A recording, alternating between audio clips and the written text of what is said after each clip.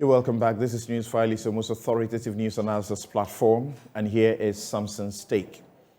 And I title it, Fix the Country, a New Constitution, Accountable Constitution.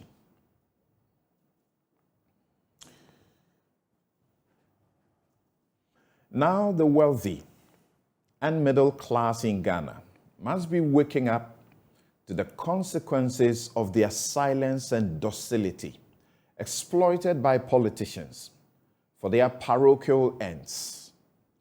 I'm talking about the majority of you who can't seem to be bothered about what some politicians can do with your country, the bad policies and endemic corruption.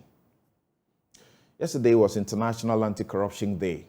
Nobody has been bothered because we are tired, are we not? In fact, you tell yourself that leading, joining, or supporting other citizens to advocate, demand, or insist on good governance does not make sense because you are comfortable. Advocacy and activism should be left to CSOs and some jobless youth or opposition party.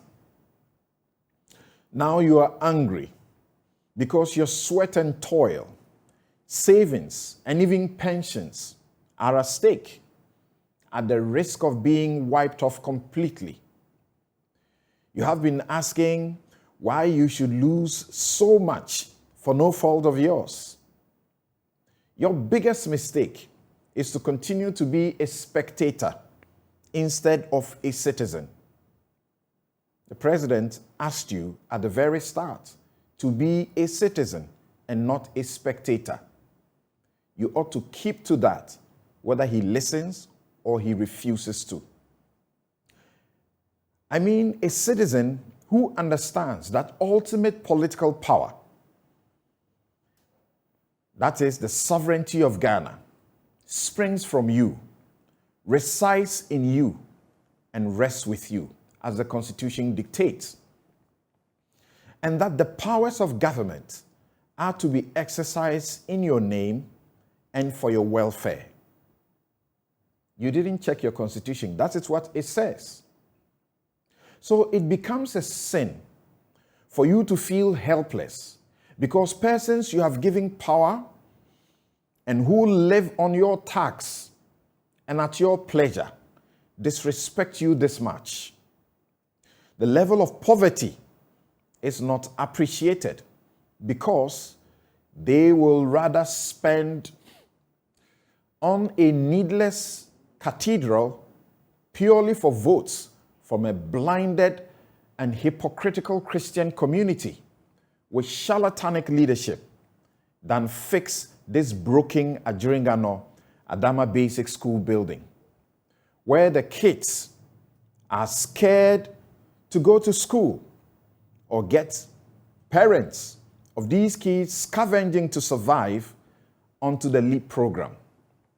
This building will kill the kids for sure, and our leaders will take up the cost of the funeral in the name of helping the parents.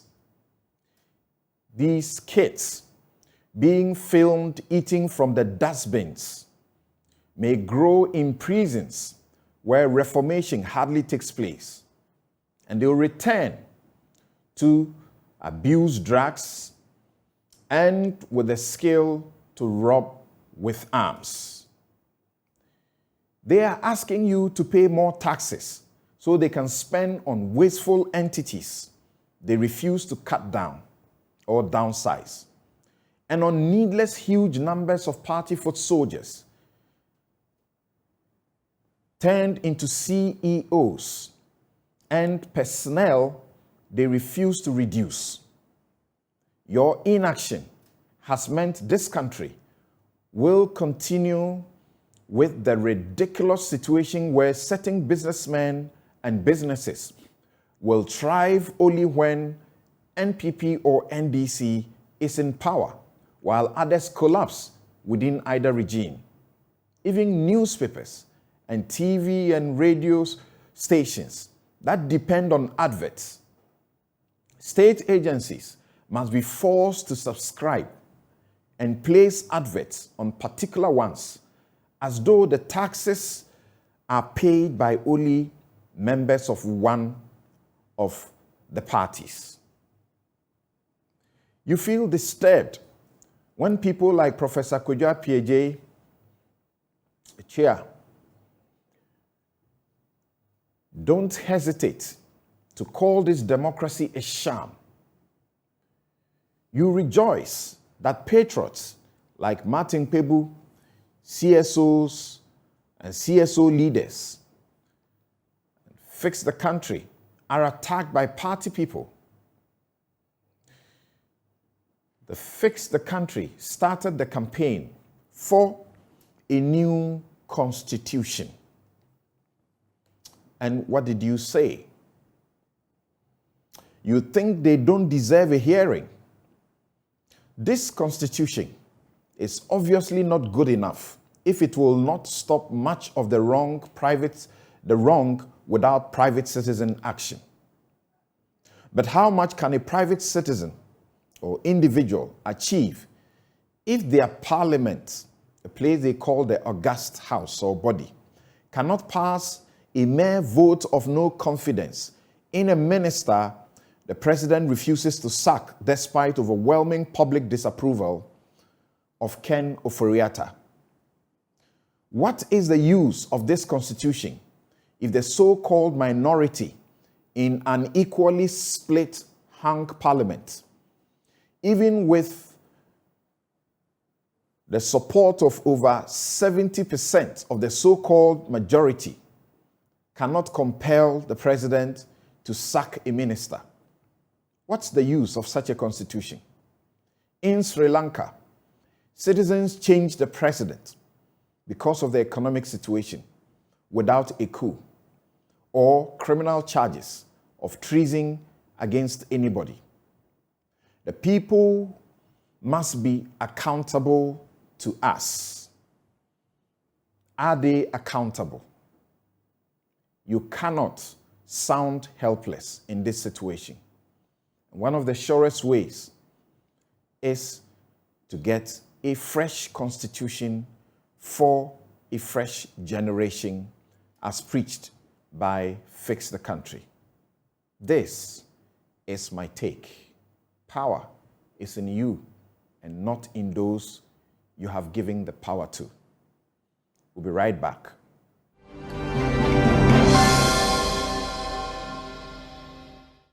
You're welcome back. This is Newsfile, and this show is paid for by Bank of Africa. Strong is a group and close as a partner, MTN everywhere you go. Star Assurance, your solid partner. Ashesi University, educating ethical and entrepreneurial leaders for Africa. Robert & Sons Optical Services, your comprehensive eye care service provider for 31 years. Duraplus, how you get your water matters. So remember, where Duraplus goes, water flows. St. Thomas Eye Hospital, providing excellence in eye care. Hoptel, everything you. Miwe Insurance, dial *165# on the MTN to join. And Magdan Aviation, your dependable private aviation request solved. As simple as that.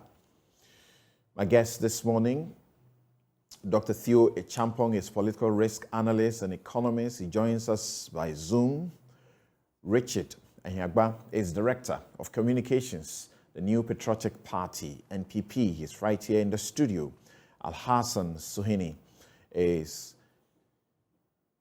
MP, Tamale North, Deputy Ranking Lands and Forestry Committee, and member of the Appointments Committee of Parliament. He also joins us by Zoom. And we are privileged. We tracked down a man who got into the country in the course of the week, Arthur Kobina Kennedy, MD, MSc Health Administration, BSc Physician, activist, and writer. The man who decided that he would not give a penny in his campaigns, and therefore that trust was not rewarded as he tried to be a flag bearer of the NPP. Good morning, gentlemen, and welcome to Newsfile. Good morning. Right. Now, so we begin by going to Parliament. There, the hashtag Ken Must Go was in full action. A vote of censure against the Finance Minister, Ken Ofori-Atta, which was botched. The NPP MPs walked out. The vote of censure against Ken Ofori-Atta was botched as the majority MPs walked out minutes before the voting commenced. The censure motion against the Finance Minister failed to meet the required number of votes required to succeed. So even though the MPs walked out for the majority side, the NDC MPs stayed and voted nonetheless. Now, all 136 minority MPs took part in the secret ballot. The Speaker of Parliament, Abang Bagwing, gave a ruling on the vote and said the MPs did not meet the constitutional threshold of 183 MPs that was needed. That's 2/3 of the members for the vote to carry. This is in accordance with Article 82(1) of the Constitution, which reads, Parliament may by resolution supported by not less than 2/3 of all MPs pass a vote of censure on the Minister for State following the terms of Article 82(1). The vote is accordingly lost, the Speaker said on the floor. Now, let's go to the chamber, parliamentary chamber, to get some view of what happened. This report, as well as the work of the committee, found as a matter of fact as follows. For instance, on ground one, funding of the National Cathedral, it was very, very clear that the minister exceeded what was appropriated. In other words, he engaged in expenditure in excess of appropriation. Mr. Speaker, in respect of misreporting of data to Parliament, we found, as a matter of fact, that the minister did misreport matters to Parliament. Mr. Speaker, I want to conclude by making it very clear that the report of this committee has found unassailable evidence of misconduct on the part of the minister. It has found, even if it has exonerated the minister on some grounds, it has found that the minister misconducted himself with respect to a lot of grounds. Mr. Speaker, clearly, all your allegations had no leg to stand. All your allegations stood on stilts, and you yourself, you were candid. They are acting in bad faith. But I want to tell them that our side will not support that part. We will not support them. We will never support you. But we want to take this opportunity to tell you that what you're doing is wrong. My observation quickly is that none of the grounds, apart from ground 4, constituted a proper subject matter for the passage of a vote of censure. The Speaker, indeed, if that's the case, then this Honourable House was also not close to jurisdiction at all to consider any of the grounds for or in support of the motion for censure, apart from what I think may pass, which is ground 4. Mr. Speaker, the conclusion I draw from all of this is that the basis for motion for censure must be an act which strikes as misconduct, illegality, or violation of the oath of office of a minister. To the extent that none of these matters has been established in the proceedings before the Dialogue Committee, I will certainly submit that the proceedings of the Dialogue Committee, with all respect, especially on account of the illegalities that I have demonstrated, were forced upon the committee by my good friend Andomekaini, were improper, and therefore the motion ought Honorable Minister, Like Pontius Pilate, we wash our hands. we will wash our hands. We will wash our hands. We will wash our hands of this. Jay must come. Jay must come. Jay must come. Jay must come. Jay must come. We are washing our hands. We are washing our hands.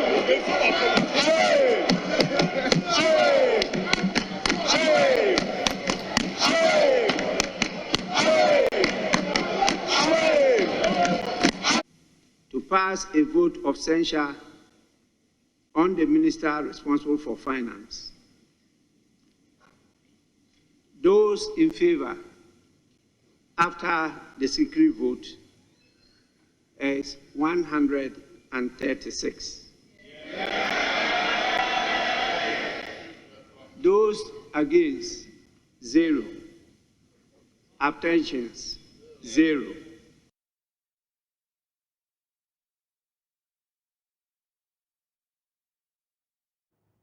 Right, so the motion was lost and Ken is not censured. So let's begin. Al-Hassan Sweeney is on Zoom. Let's begin to hear from them first. So you knew definitely that you couldn't make the numbers for a censure, and yet you went ahead. Do you feel that you've wasted everybody's time?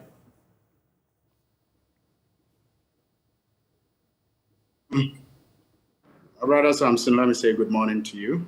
Let me also say good morning to my colleagues in the studio and those who are also joining us on Zoom like myself, and our distinguished viewers. Maybe before I answer your question directly, I will want to commend the Right Honourable Speaker for walking us through this uncharted waters of censuring, a minister. Since the Fourth Republic Constitution was ushered into force, I think this is the first time we have gone this far as any attempt made in the past and now is concerned to censure a minister. So the procedures, if you would have noticed, had to be, in some cases, just as created by the, Speaker of Parliament.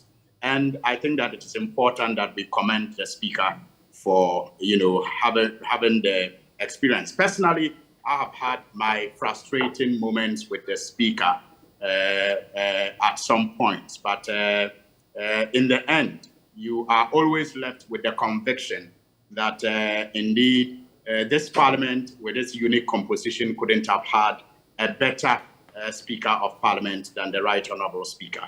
And you cannot also take away the tremendous political sensitivity of the minority leader and the experience of the majority leader in steering our, unique house in this very, difficult time. So I need to commend them. But to your question, I will not say that we knew definitely that we were not going to succeed with our censure motion. We had reservations. We had doubts as to whether or not our colleagues on the majority side will join us. And if you would have noticed, the timing for the filing of this motion was very significant. And amongst the minority members of Parliament, if you have your ears on the ground, you would have noticed that this censure motion was considered long before it was eventually filed. It was something that we discussed many times at our caucus, and we thought that there was no point in starting something we, on our own, did not have the power to execute fully because of the constitutional limitation in Article 81. We thought that it was going to be a difficult task, even though it was a tax worth taking on. And so we discussed it a couple of times. But our decision was finally firmed to file this motion when we saw that our colleagues on the majority side publicly express their, concerns about the handling of the economy by Mr. Ken Ofori-Atta, which was in sync with what we had been discussing all along as a minority group, but were of the view that we did not have the required 183 members, to push through. And once we saw that our colleagues, numbering over 80, were willing, to also see the back of the minister, we thought that was, a brilliant time to file the motion, hoping that we could get, these, like-minded members of Parliament on the on the majority side to join us. And so at that point, we filed the motion. And we opened lines of engagement with the majority, and we're quite hopeful that we're going to get their support. So I will not say we filed it knowing definitely that it will not succeed. Do you think that but for the walkout, you would still have succeeded? I am definitely sure, because when the speaker, you recall that even last week, when this motion did not find space in the business statement for this week, I had cause to draw the speaker's attention to how important this motion was and the need for us to have, made time to deal with it this week. I was happy leadership agreed with me, and in the course of the week, even though it was not part of the business for this week, found time on Thursday for us to deal with it. So when Speaker at some point, suspended the House, for 10 minutes, I engaged with a number of the majority members, as we usually do when we are on break. And I realized that the whip of the majority was even finding it very difficult to convince some members on their side to agree to work out with them. So they were very certain that if they had allowed their members to stay and to take part in the vote, they were going to likely have some of them, voting with us to probably get the 2/3 that is required. And so the best strategy available to them was to ask them to walk out. I mean, this is in jest, but I did hear one of them request in jest that if they wanted them to walk out, they should pay them disappearance fee before they walk out. But it was said in jest. Right. Of course, the majority had the experience, bitter experience of the election of the speaker in mind, where the NDC didn't have the numbers, and yet they gave the country a speaker.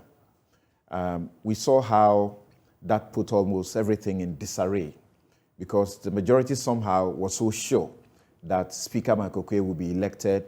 Brochures had been made for him to preside over Parliament, for the president, and all of that.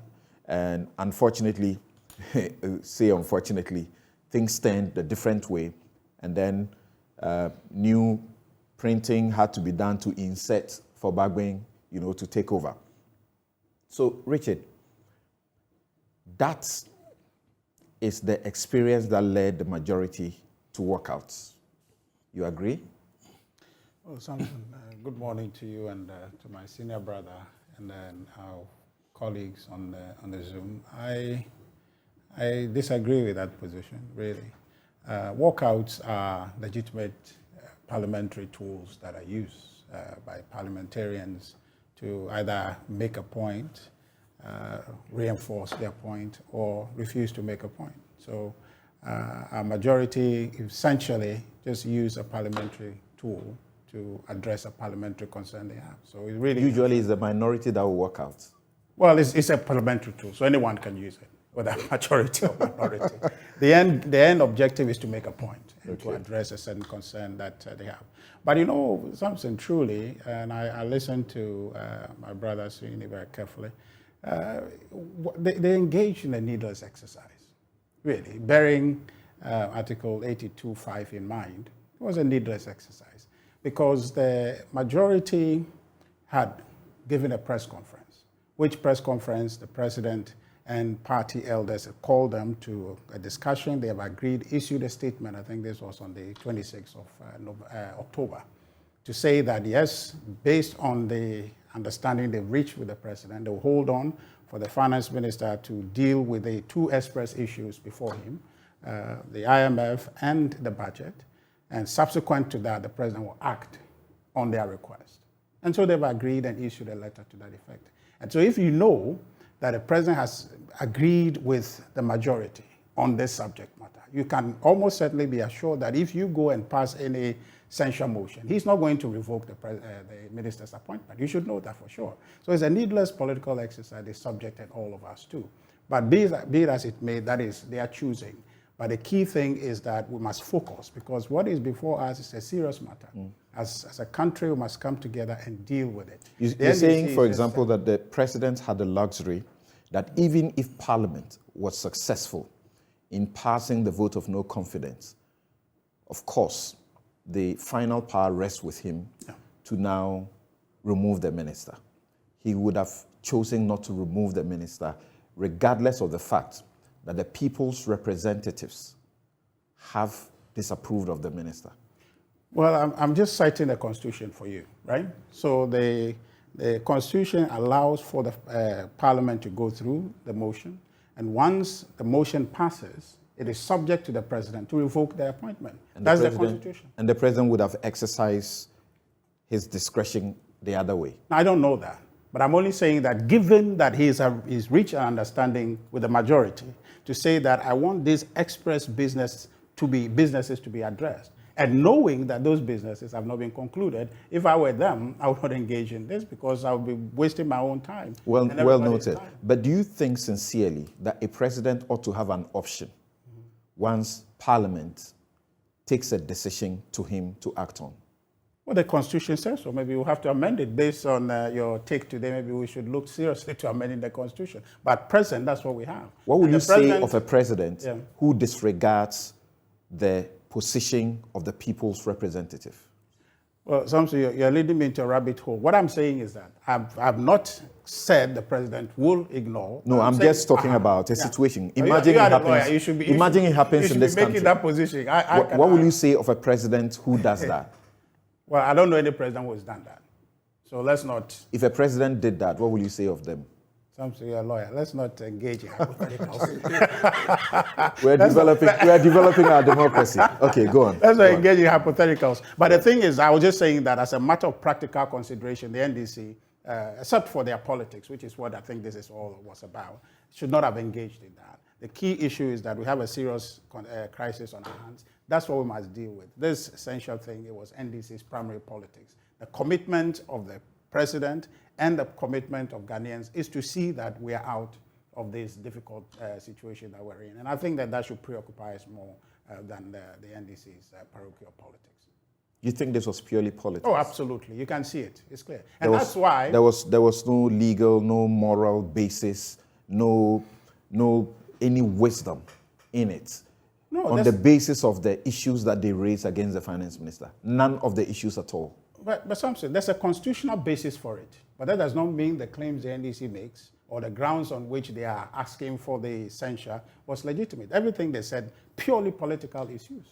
You understand? So that's how come when the committee sat, there was no substance that came out of it. Let's take one small issue, and I call it a small issue, out of the number of issues that they presented.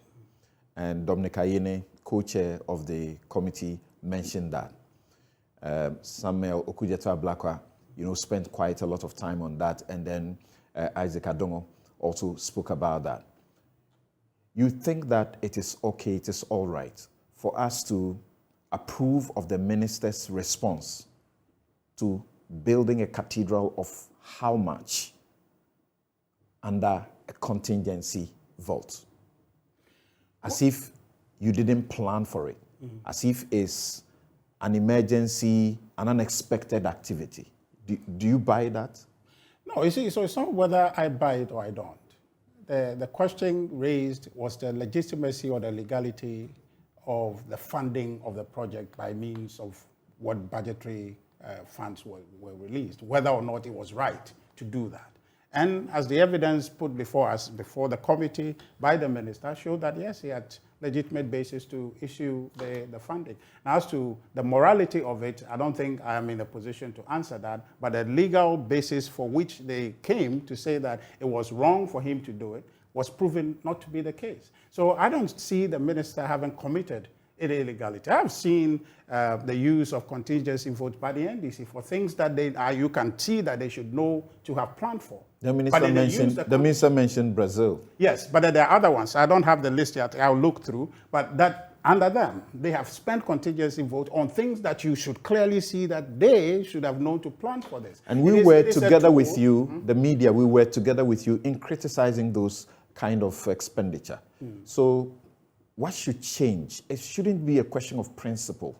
I think what should change is what you have told all of us today, your take, to see if we can constructively amend our constitution. But insofar as the constitution allows it, we cannot begin to restrict people from adhering to the constitution, because that's what we want them to do in the first place, right? To uphold the constitution. So if people are conducting themselves according to the constitution, we cannot begin to find fault with them until we amend the constitution. So that if NDC were to win power in the next election, which they want, you will be fine that they will commit the country to a humongous project like this cathedral,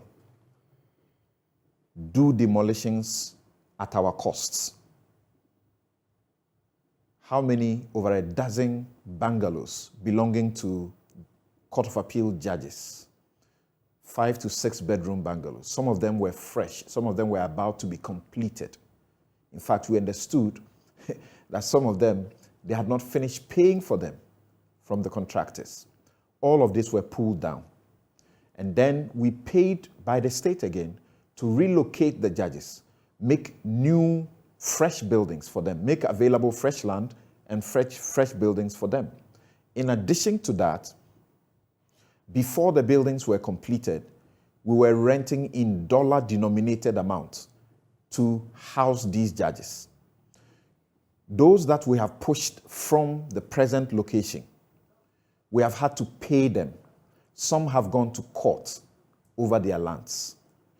All this expenditure and everything we are making, you are saying that you can look Ghanaians in the face and say the finance minister was acting fine.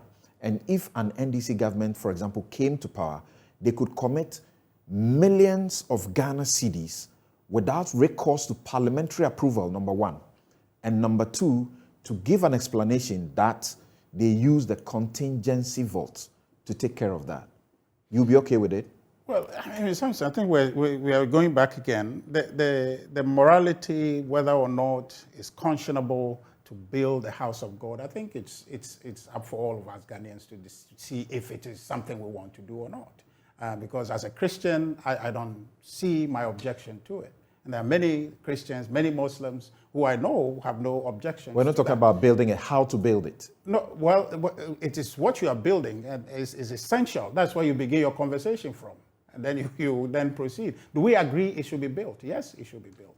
Now, if you are using the contingency vote and allocation from there to support the building of a house, which the Constitution allows you to do, and the minister has not committed any illegality, for that matter, the government has not committed any illegality, to advance a project which, as a Christian, I believe is necessary.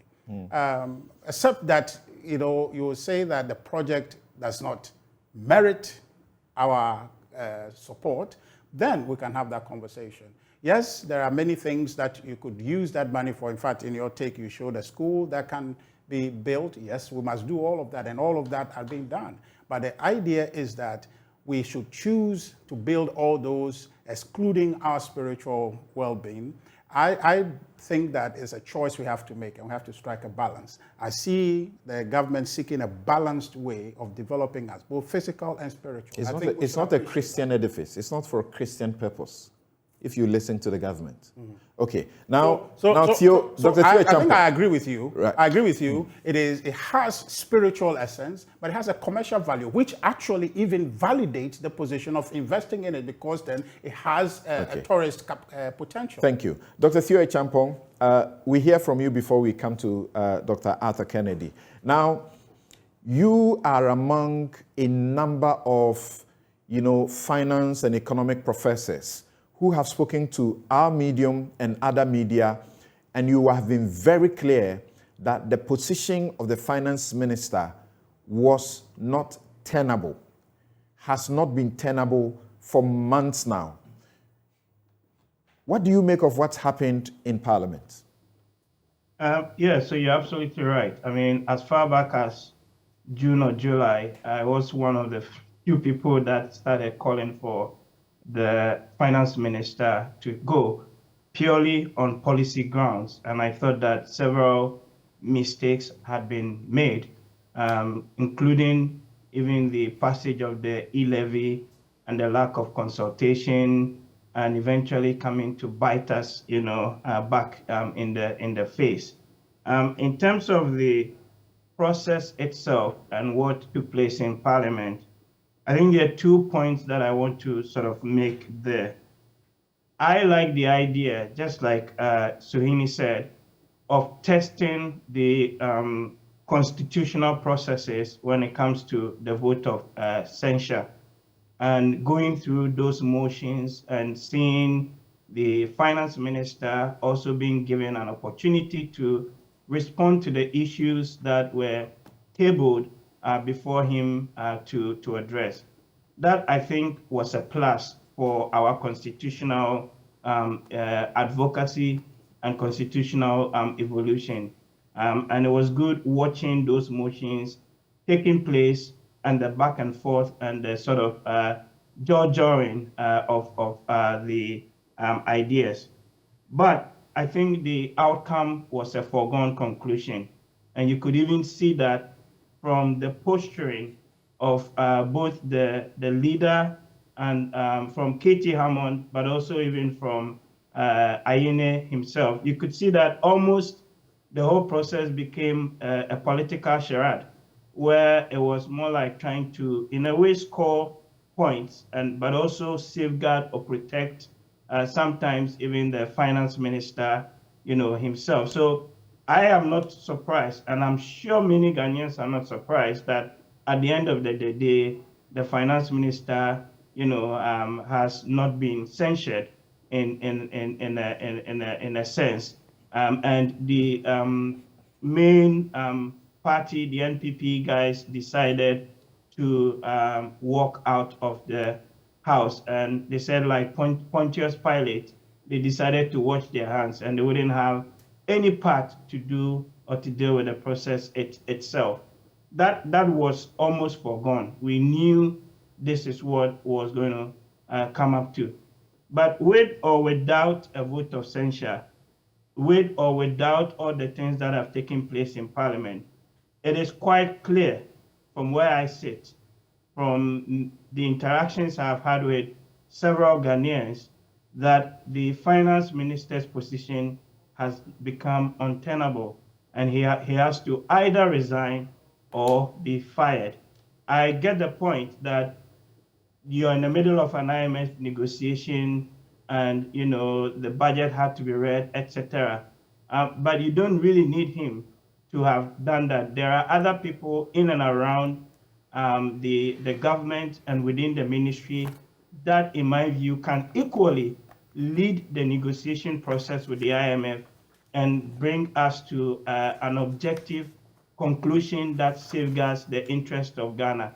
I don't think that it is necessarily Ken that must really drive the process. So I still stick with the point that I made almost 5-6 months ago, that the position of the finance minister has become untenable, and he must either go or be dismissed by the president. Do you share the view of a section of the public, including some journalists, that this was all contrived? It was a political game, and it was not intended to achieve the outcome that it should have? But we cannot deny the politics of it. The way the country is run sometimes is purely on partisan lines. That is quite clear. But there was a process constitutionally that the finance minister went through, and that also we must acknowledge. So there is a constitutional process, but ultimately the outcomes of that constitutional process was a political outcome, and both of them go in a way hand in hand. But I indicated to you a few moments ago that you could even see from the posturing of the committee and the direction of the questions and some of the interventions that were being made that, look, it was going to come to a point that the finance minister would be let go, and that vote of censure would pretty much come to naught. And we all saw that in the deliberations. I mean, to the point that even some of the issues about the oil funds and GMPC and not, and things that from where some of us it was quite obvious, became subject to back and forth, and then even the vault issue of taking money to fund the cathedral, etc., where I don't see, or many people don't see it necessarily as an emergency. Nonetheless, we still went ahead to fund that. It was very clear, really, following the deliberations, that there were some grounds in some of the claims, but ultimately it's a political process, and the politics cannot be discounted. Right. I've had interaction with some, statesmen who asked the question, why are we all blaming Ken Ofori-Atta really? And whether we are serious about that, because as far as some, leaders, people with experience are concerned, is the president, not Ken. So if he justifies that he's using contingency fund to build a cathedral, he couldn't do that without the president. If we are in a crisis where we are being asked to pay more taxes, where people are being asked, obviously, to take haircuts, pensions are being diminished. And as we understand, without the IMF, we are doomed. Yet within that budget, the budget for economic recovery out of the crisis, he still makes provision for the cathedral. So much money, more than putting two important other subsectors of the economy together, what such institutions get. So they say, we have just been targeting the wrong person. It should be the president. But Dr. Arthur Kennedy, let's see if we get some fresh perspectives on what has transpired as far as the censure vote and the general Ken must go, debates goes. Yes. Good morning to your audience. It's a privilege to be here. Let me begin by saying I think Speaker Babin handled things appropriately in terms of developing the processes. But I think even before this went into the chamber, a lot of significant things had happened. And I actually agree that the finance minister's position has been untenable for quite some time. Actually, one of the things that those defending him miss is that regardless of the details of what we just saw, we have telegraphed clearly to the world as well as to ourselves in this country that the finance minister does not have the confidence of his country, even if he has the confidence of his president. Now he's negotiating with the IMF, and we have in evolution a deal that everybody thinks will last until 2020, that is even probably into the next government.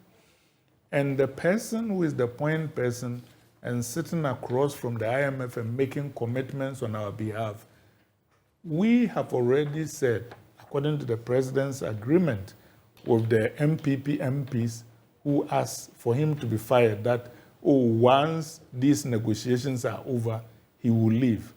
That means that he will not be there in effect, to stand behind the agreements that are being reached as it is being implemented. That, to anybody who knows anything about diplomacy and negotiations in the international arena, is a significant disadvantage. It weakens the hand of the person who is negotiating for us. The second part is domestically. For our budget negotiations, there are times when the finance minister, for example, deals with labor unions and others asking for pay increases and adjustments, and he tells them, look, this year we can do this, but take it from me. This is my word that we will deal with the problems you are raising maybe next year or 6 months down the line or inside agreements, and they shake hands over it. You know the person you are shaking hands with is going to be gone, quote unquote, right after the budget.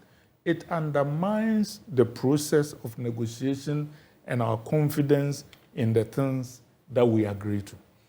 To move to the process of how all this happened, it was very fascinating listening to my brother here, but this is a charade because, as Kwesi Prempeh is fond of saying, we minor in majors and we major in minors.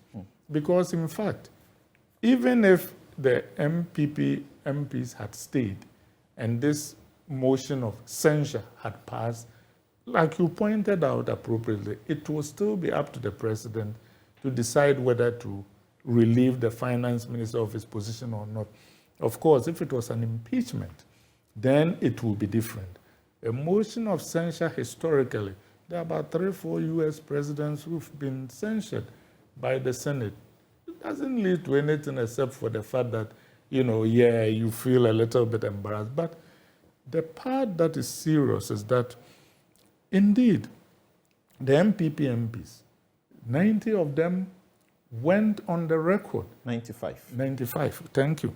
On the record and said, Mr. President, this finance minister must go. Then now, the NDC MPs also say, we've been thinking of the same thing, so let's join together and send a signal to the president that indeed it's not just you who have problems. The whole nation has problems with this gentleman. And somehow, the very people who had gone to the president to demand this person's head now won't support a motion of censure. That sounds strange, particularly given the fact that we know from news reports that while they were discussing this and the president and his allies were trying to persuade them to change their minds, some businessmen visited them, and there are reports of whether envelopes were passed and later returned. Not reports, or whatever. They said it themselves to us. So if this is the case, then it begs the question, is it that apart from the envelopes that were passed and returned, they have received other inducements or pressure or whatever to change their minds? Because it is strange that they did what they did. And not only that, I can't even find an example in history of a majority walking out of chambers. After all, they have the numbers. So if they are against the motion of censure, they can vote against it. So why this majority doesn't have the numbers? So well, but my point is you need 2/3 for it to pass. So you know that if your people vote against it, it is going to get anywhere near the 2/3. So the purpose of this is to make sure it fails. So why wouldn't they stay and vote for it? What were they afraid of? Because it was a secret ballot and some of their members could vote. Well, that's my point. Is it then that we've now elect MPs and we are afraid that they will exercise their conscience in the vote of this? You know the political structure in this country, that these MPs, the 95 of them, they are looking to come back to Parliament the next time. They must win their primaries. Do you sincerely believe that they could have exercised the option to stay when their side was being cleared off the House? But didn't they join in the decision to decide that they were going to be cleared? It's not like somebody from somewhere made that decision for them. They were. And I can tell you that 95, if they stand by their position that the finance minister must go, their re-election will be much easier. Really? Well, I'm telling you, the reason being that that sentiment is widespread, The sentiment that, and in fairness, the finance minister is not solely responsible for all the problems, and we can discuss that later. But my point is that the sentiment that he must go is very popular within the party as well as within the country in general. The party issued, a statement and said, we are not supporting it. If you go against the party, they will punish you at the primaries. Talking about the masses of the party. There is a difference between the leadership of the party and the grassroots of the party. And I can tell you, as one who talks to people all the time, that what they did had a lot of support on the ground in the party. But let me end on the MPs. They washed their hands, quote unquote, like Pontius Pilate. And in doing that, they really insulted Jesus. You know, Ken is a person of faith. So I know he knows this, and he shall know the truth, and they shall set you free. Pontius Pilate was innocent. He hadn't done anything. So Pontius Pilate was washing his hands of an innocent man. Jesus was innocent. And these people, he believed, were going to kill an innocent man. To say that the finance minister, quote unquote, is innocent is a little bit of stretching the facts. And I heard but the finance minister said it himself, that what was going on was the same as what happened to Jesus Christ, just crucifying him. Respectfully to my brother Ken, I mean, that was an unfortunate statement. Let me be diplomatic. But having said that, let me come to my brother's thing about using contingency funds to pay for the cathedral. He even invoked faith and all that kind of thing. If Jesus was sitting on this table, he would be against that. Why? Whatever you do to the least of my brothers, that you do unto me. That people will look at the schools you showed, look at mothers who deliver and bleed to death, look at ambulances that have no fuel, look at health facilities that we can't support, and then the people who have been put in charge of this country to do God's work here on earth will look at that suffering and decide that they want a cathedral that those who can feed themselves, who can heal themselves, who can clothe themselves, can go and praise God. What kind of God will do that? It's only a matter that things have changed. But, Doc, if you remember, we were told that this promise, the state was not going to be involved from the very start. So when things were happening, judges were being evicted, I was the one who came public to disclose the fact that the judges were being evicted and in a very bizarre manner. I don't know why they thought that all the judges that were being evicted would keep quiet, because some didn't really like it. They were giving marching orders in ways that some were really unhappy, and some of them contacted us. Now, you would realize that this was the time when I said, you don't build, a cathedral on I said something that I'll check and on a foundation of lies. I said you don't build a cathedral on a foundation of lies. They said the state will not do anything, it's not involved. Then later we discovered that the state was going to spend in thousands of dollars. Then later they said, oh, to be the public, to fund it. Now we have come to know, it's been accepted, that this is the state cathedral, it's the state that is building it. The state went to court, and actually some have said that the state lied to the judges and the Supreme Court when it said that state funds were not going to be used to build it. So it is things that have changed. Yeah. So basically we come to the fact that a cathedral to honor God is being built, like you said so eloquently, on a foundation of lies.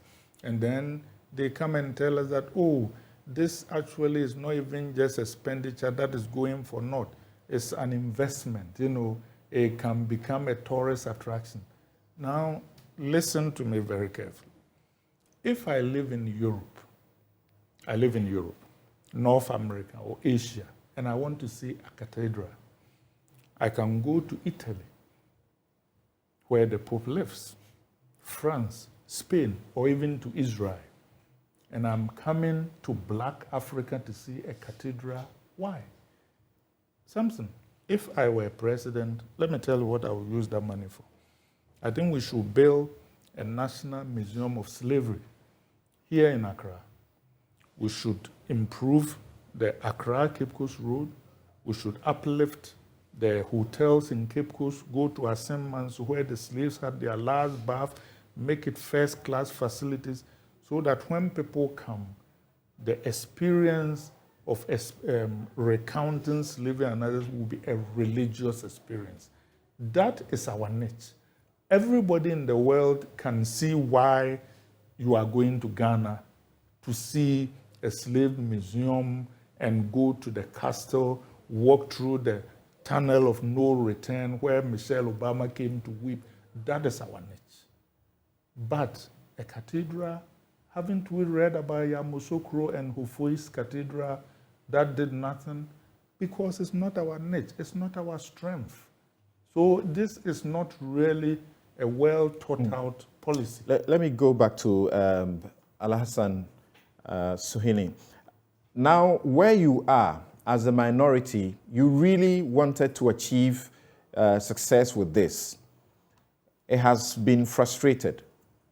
So what next? Especially for your people and the Ghanaians to believe you that this was not contrived and that people were not compromised in this whole process. Well, Samson, maybe before I answer that question once again, let me just to complement all the things you have said about the cathedral in relation to how dishonestly this government has approached its construction. I will say one thing that I have said so many times, that sometimes the cluelessness and the super incompetence of this government does not frustrate me as much as the level of dishonesty that they showed us. And this dishonesty is seen in almost every project or undertaking that they have engaged in since they assumed power. But that is a discussion for another platform. And let me also concede that your take today is not the topic for discussion. But having listened to a number of presentations, I'm tempted to touch on that. For example, Richard says that we're engaged in a needless exercise. Well, all I will say is it seemed needless when we went on a mission to elect a speaker, because we did not have the majority that was required to elect a speaker.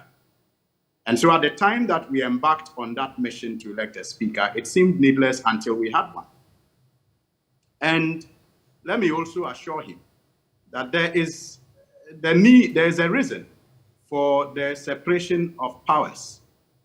The reason, in my view, among others, is to ensure that all arms of government, demonstrate a certain level of responsibility. And so, as members of the legislature, if it is our responsibility to pass a vote of censure on a minister that has become so unpopular, especially supported by research from various institutions and polls conducted by various agencies, it would have been a mark of irresponsibility for us not to exercise that responsibility that has been bestowed on us by the Constitution and rightly expected from us by our citizens. And so if we did what we are expected to do and carried out our responsibility, and the executive, headed by the president, decides, because of the constitutional provision, not to allow the minister to go, people will know who is responsible and who isn't. And that's what will lead me to your take today, Samson. I agree that there are substantial, issues with our constitution that needs to be looked at. But I am not one who is quick to suggest that almost all our problems, lie with the Constitution. I think to a very large extent, it lies with the individuals that we put in charge of implementing provisions that are outlined in the Constitution. And no matter how we refine our Constitution, if we are not critical when it comes to choosing people to occupy certain positions where they will have the mandate to implement or interpret the Constitution, we are still going to have problems. And I'll give you an example. On the vote of censure, yes, it is with the president. At the end of it all, the ultimate responsibility is with the president to either let a minister censured go or stay. That's what the Constitution provides. But it doesn't mean that all presidents will be insensitive to the public outcry. Because you are lawyers, I'm not. And I have heard you say that the Constitution has a spirit and a letter. And so it takes a moral person, it takes an upright person, it takes a sensitive person not to ignore a motion of censure that is so popular when it is passed against the minister. Right. The problem is not with the Constitution. The problem is with the person with the ultimate responsibility. Right. And maybe to just further, I was asking the question, what will you do from now? But I agree with you. It's actually said that bad people make bad constitutions. But from our experience so far, where we have an imperial presidency, if you listen to Professor Raymond Atuguba, if you listen to Professor H. Kwesi Prempeh, sound arguments about this imperial presidency that we have handed ourselves in the Constitution because it was Jerry Rawlings that we made it for. We need to go back and put in a lot more checks so that, for example, I agree with one of my friends who says that we need to have a time where the president will answer questions in Parliament. If for a long time this president, for example, has stopped the interactions with the media, but you are our representatives, he must be mandated by law to appear before you and answer questions as regularly as possible. And for example also, we should, by our experience, we could agree that walkouts will be banned. You don't walk out, sit there and make the decision. So that these MPs would not have been afraid. They will sit in, their secret ballot has been defeated, because if they didn't walk out and they stood there, they will know those MPP MPs who voted to support you, and they will be victimized. Right. Samson, I absolutely agree with you and others who have said that there's a need for us to look at aspects of our constitutions, of our constitution. There is room for significant improvement, especially after we have experimented it in the last, experimented with it for over 2 decades now. I agree that we can make it better. All right. But what I'm saying is that in looking at how to make it better, we should not lose sight of the fact that people who are put in charge of implementing this constitution can even defeat our cause when we eventually make the constitution better. It is not for nothing that when people are campaigning to become a president, their ballot, their picture is what the citizens are required to look at and vote for. And so I will give you an example of the discussion around the censuring of a minister. If you had a president who could fire his minister because the minister was secretly recorded talking of how she is focused on making 1 million Ghana cedis and not focused on petty fights. And the people of Ghana thought that was in bad taste.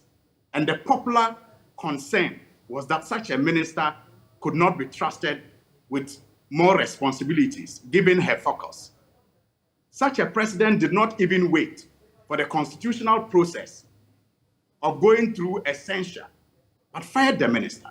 If you had a president who demanded from a minister who promised to resign if doing so was not fixed by a certain date, actually being asked to resign and not Parliament, passing a vote of censure, and you juxtapose that situation against what we are faced with today, then you will realize that the problem is not more with our constitution than it is with the kind of leaders that we have. In 1 minute, what are you going to do going forward now that you have lost this motion? Now, going forward, let us understand that Parliament, like the Speaker and Honorable Dominic Ayini said, it's not a chamber of law. It's a chamber of politics. And the Constitution allows that. So you have the constitutional legal, exercises that some of you engage in. We engage in constitutional political activities, which is also allowed. And what is bad for me is when we, put the partisan interest over the constitutional political interest that serves the nation. Because it is not at every point in time that the partisan interest is there something you are going to do from here? Samson, for now, our focus is on the budget estimates that has been presented by the finance minister. All right. Thank you. And we have found that the finance minister, together with his president, are still not in touch with the reality that we are faced with. And so certain aspects of the budget we are against, and we will again manifest our opposition. Right, including the increase in VAT, which you have made it very clear to us.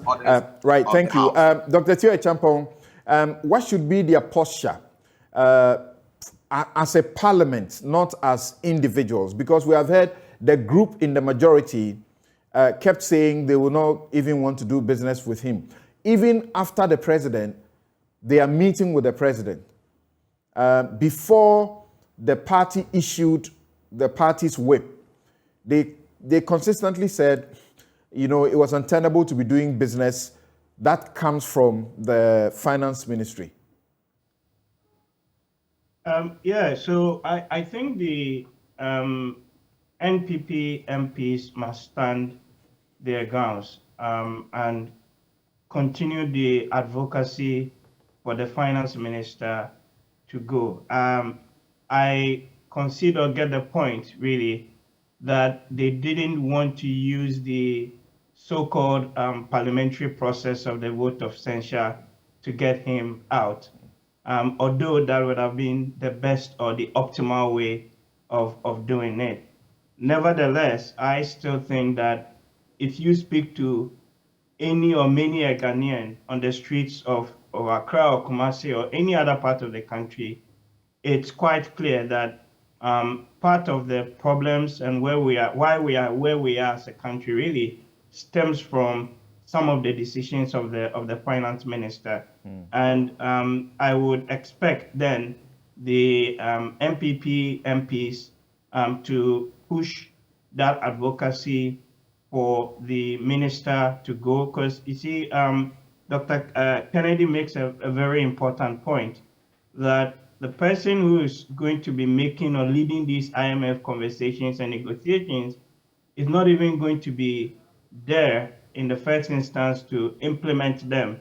So why then drive the negotiations? Number two, the finance minister told all of us that he's more or less working for Ghana for free. Is that not the case? That he takes no salary. So if you're doing a job that you're not even taking a salary and you're taking all of this, bashing for some decisions that you've taken, what rationally you would have expected them or anybody to do would have been to resign. But that hasn't really been the case. Well, the case against that has been that he should not be saying so because businesses that he's connected with or he founded are benefiting greatly. His bank and the other institution, they are benefiting greatly. Absolutely. And then, of course, it raises potential issues of conflicts, etc. But I didn't want to go down that line. I just wanted to stick with the principle here that if you're not taking a salary, and in a sense, you're doing this job pro bono for the people of Ghana, and the same people are telling you that we don't want you in the role anymore, then clearly what you should have done, or what I would have done, would have been to resign and tell Mr. President, thank you very much, I've done my bit, and I want to move away. But that's not been the case. So it tells you really that there are other deep-seated or vested interests that really are at play here. That is why we seem not to be able to get the finance minister to go. And that's why I think that the pressure or the advocacy must be sustained. And then beyond that, the bigger issue of a reshuffle that is also been lingering for a while now, which I also expect the president to more or less, act on. Because look, we're in a very, very, very difficult environment or times that we find ourselves in.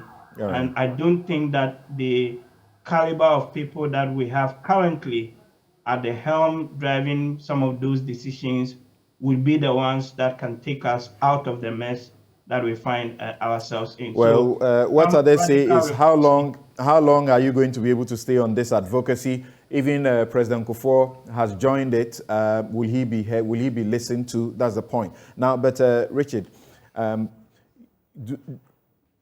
you think that the relationship between the minister and his own party people in Parliament will be healthy going forward? Because a lot of business has to go to Parliament from the Finance Ministry. And here you are, you have, we know it's a divided house, even within the majority, because of what the people have done publicly. And even though if they had walked out, we still know that the people are there. They really wish for the opportunity to have voted quietly, and they would have approved this. Samson, this is a very difficult moment for our country. And I think that the conversations we're having are seeking to make light of it. Seriously, I've just listened to, I think my brother Suini said same, and Dr. Theo Champon said same, to say that the finance minister must go. And I'm wondering, what has he done wrong? Because we were here when he came before the committee. Broad daylight was given occasion, committee was given occasion, quiz him, prove where the man has gone wrong. Okay? And then we saw the outcome. Now, we have moved on. There's a standing agreement with the president, the appointor, to say that I want him to complete an express business. And so he's doing that. But people say that he must go. Now, I hear the suggestion that, it's untenable because, in fact, he's making this negotiation. My senior patriot here says the same. Say that, if we shake hands on something, then that appears to be what? Not valid? The Minister of Kedo Foriata is not the president of this country. He's negotiating on behalf of the government of Ghana. So whatever agreement he's reached on behalf of the government stands. So those positions just goes to suggest that, is it something against the Kedo Foriata that people are interested that he must go, right? The decisions he takes in the name of the government. So we should move on from that. The key thing I think we should be looking at is really how is it that we work together as a country to deal with the problems that face us. It is not Kedo Foriata who has created a problem, and he was there to explain it for us. The challenges. How does he work with his own people? From where I sit, I know people from many corners in government who don't want Ken to remain, who are unhappy that the president is simply not listening.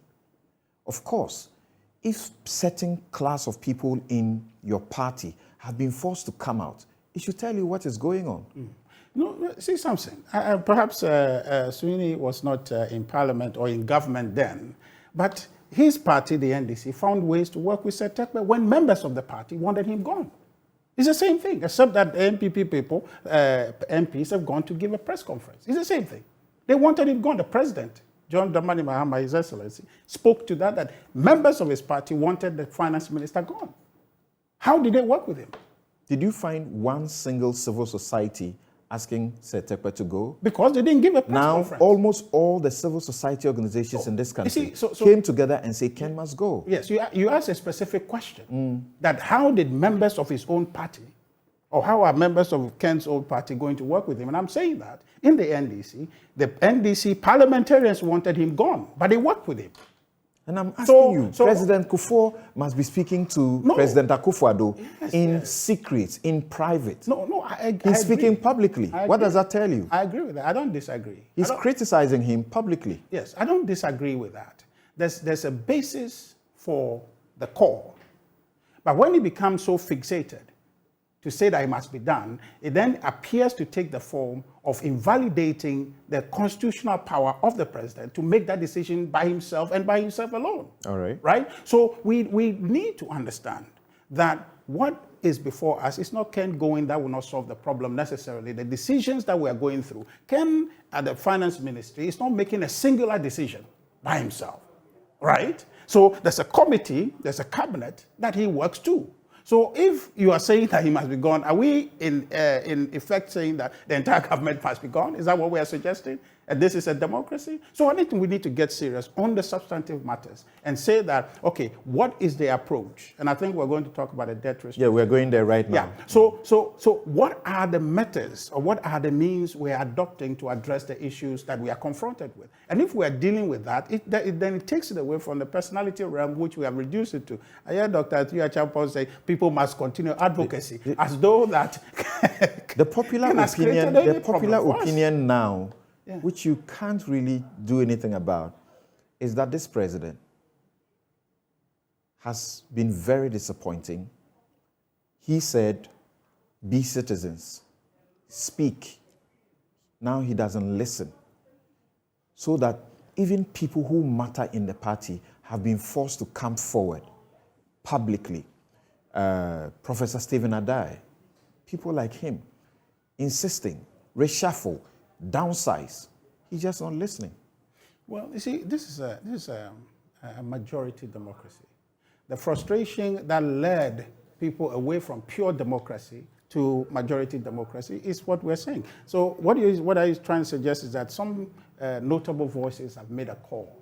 Does that constitute a majority position in a democracy, to say that a president who has been elected by a majority, seeing to the best interest of the majority of the country, the entirety of the country, should then just listen to one or two people? You don't want to suggest that the president doesn't listen to anybody. Oh, you think you think we're doing one or two people matter in this issue? No, I'm saying that what you are saying, you have referenced some voices. Yes. But you know that millions of voices out there that agrees with the president's position. Really? Well, I'm just saying so. Well, it's not everybody that has spoken. It's everybody in this country has spoken that the finance minister must go. I agree with the voices that you're saying, but let's not be tricked into saying that because some voices have raised objection, that means everybody has raised objection. We sat in this country. To become president, you need 50 plus 1, right? Does that mean all of Ghanaians have agreed that President Akufo-Addo should be elected? Is that the case? Okay. No. So the point I'm trying to make is that we must be careful not to reduce these things to the politics of the day, to say that because I say so, because Dr. Atta Kennedy says so, because Sohidi says so, then it must be the summary position of the country. No. The president has a mandate to serve the interests of this country, and he has a council of state that advises him. He has elders who advises him. He listens to people. So it's not to say that because somebody has spoken on TV or made a position, so therefore that should become the inherent position of the president. We need to move away from that. And I give you a practical example, that there were voices, leading voices in the NDC that asked for Finance Minister Tekwe to go, but he didn't go because the president at the time saw where he was leading, saw their vision for the economy, to believe in that and led in that path. Right. So we should get to a point where we understand that the president has been elected with a mandate, and by his adherence and upholding of the Constitution, he is seeking to do the best for Ghana. Right. So we hear Dr. Atta Kennedy, and then we take a break. I have some of your messages too. I'll share them with you. You are actually itching to speak, so let's hear you on what you have to say, and finally your point on whether you think this committee was actually serious, that it produces a report that doesn't have findings or facts plus recommendations. What sort of committee was that? Okay, so let me respond to my brother. You know, in politics, public sentiment is everything.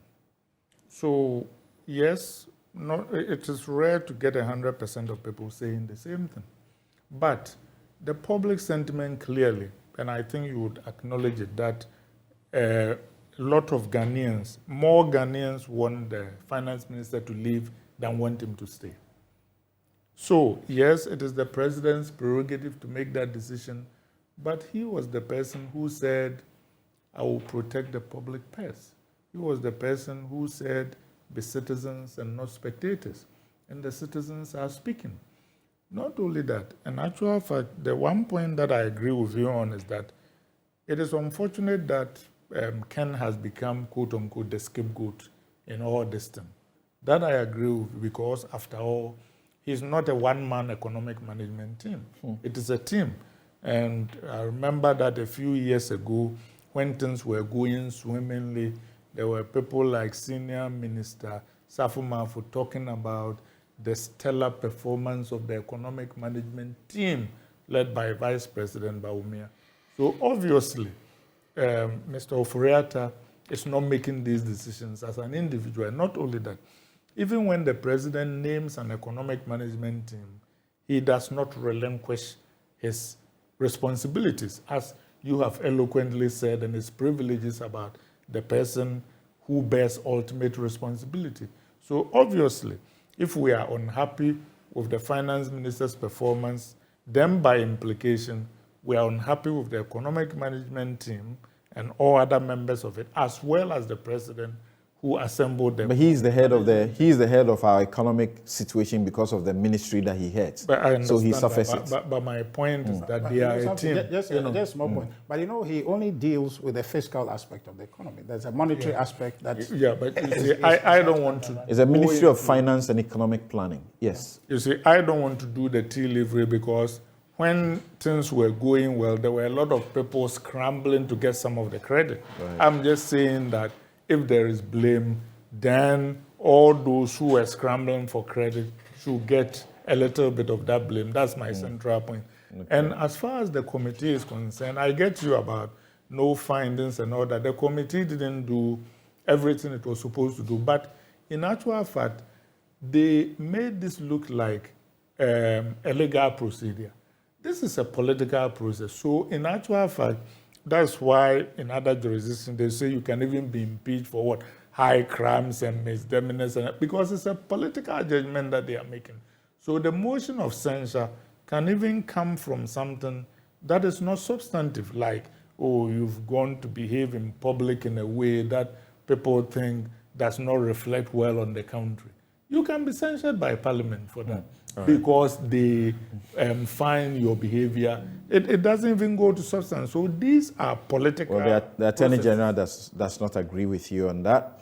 And the Attorney General is supposed to be the lawyer for all of us. Now, we take a break. With him on that, right? Sorry. You also don't agree, because it's a legal process, literally, by allowing the defendant to speak in his own defense. It's a legal construct by definition. Yes, as for the right to be offered the opportunity to speak, the law is clear, the rules of natural justice.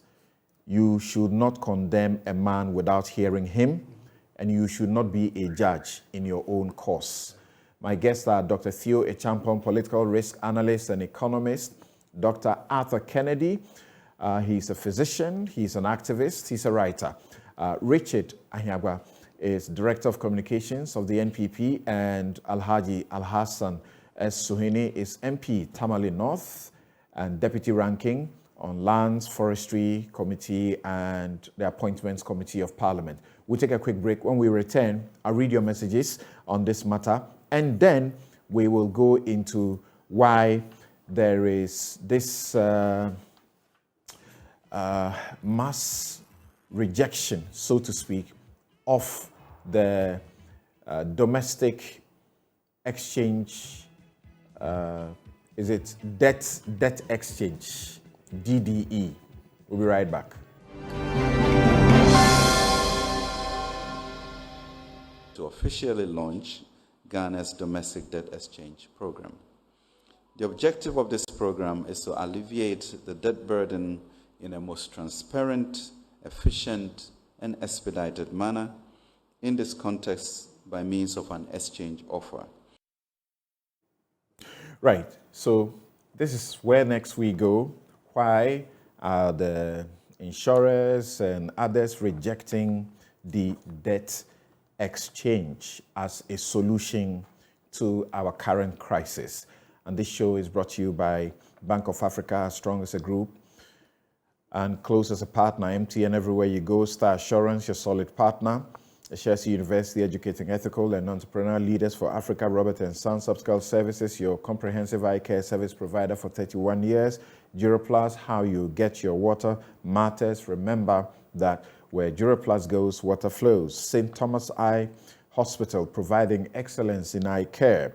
Hoptel, everything you. Niue Insurance, dial *165# on the MTN to join. Magdan Aviation, your dependable private aviation request solved.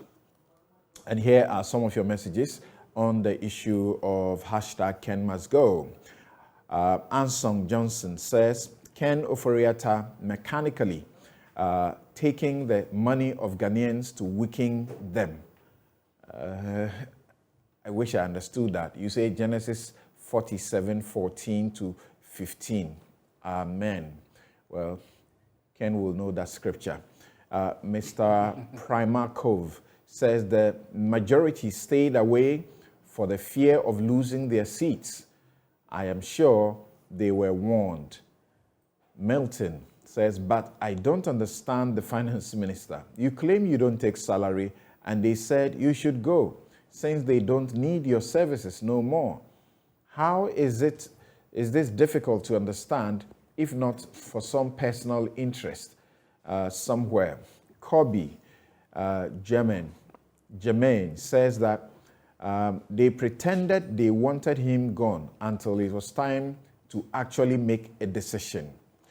Lumina says majority in Parliament has proven one thing, that their private and party interest is always above the wishes of the greater population. They must not be taken seriously, and many of them must not return to Parliament. That's if you are MPP and voting at the primaries. Wiseborn 39 says people will still queue on the 7th of December 2024 to retain these majority MPs in power. They haven't done anything significant for their constituents. Hence, they should have used their conscience that very day by voting the finance minister out to compensate their constituents. Ken says, ask my brother Richard the question that when a party in government is voted out, is it the case that the particular government had necessarily done something wrong? So that is your question. Then to you, you didn't identify yourself. You say, please remind Richard that Mahama didn't listen to the public to get rid of Setekwe, and the Ghanaians voted massively against him. Maybe Richard will also say he doesn't care Ghanaians will vote against the party. Kwame Sapong-Asiedu says, Richard Ahiagba is so out of touch with the reality to the point that's not even funny. Jesus Christ, how can this be the lead communicator of the NPP? Okay, so I will pause here with your messages so that we go to look at the issue of the debt exchange as a solution to our crisis. Of course, we need to do it. Otherwise, the IMF is not listening to us in the first place. Let's listen to the finance minister and some of the opposition to what he had to say. We are here to officially launch Ghana's domestic debt exchange program. The objective of this program is to alleviate the debt burden in a most transparent, efficient, and expedited manner. In this context, by means of an exchange offer, the government of Ghana has been working hard to minimize the impact of the domestic debt exchange on investors holding government bonds. In particular, it does not embed any principal haircut on eligible bonds as we promise. Let me repeat this fact as plainly as I can. In this debt exchange, individuals holding domestic bonds will not lose, are not affected by the value of their investment will be retained. So let us remove any doubt and discard any speculation that the government is about to cut your retirement savings or the notional value of your investment. This is not the case. As already announced, Treasury bills are completely exempted and all holders will be paid the full value of their investment on maturity. There will be no haircut on the principal of bonds. Individuals who hold bonds would also not be affected at all. Our domestic debt operation involves an exchange for new Ghana bonds with a coupon that steps up to 10% as soon as 2025, with zero interest in 2023, and the first interest payment in 2024, and longer average maturity for the bonds. Existing domestic bonds as of 1st December 2022 will be exchanged for a set of 4 new bonds maturing in 2027, 2029, 2032, and 2037. Predetermined allocation ratios are as follows: 17% for the short bonds, 17% for the intermediate bonds, 25% for the medium-term bonds, and 41% for the long-term bonds. The annual coupon on all these new bonds will be set, as I mentioned, at 0% in 2023, 5% in 2024, and 10% from 2025 until maturity. Coupon payments will be semi-annual.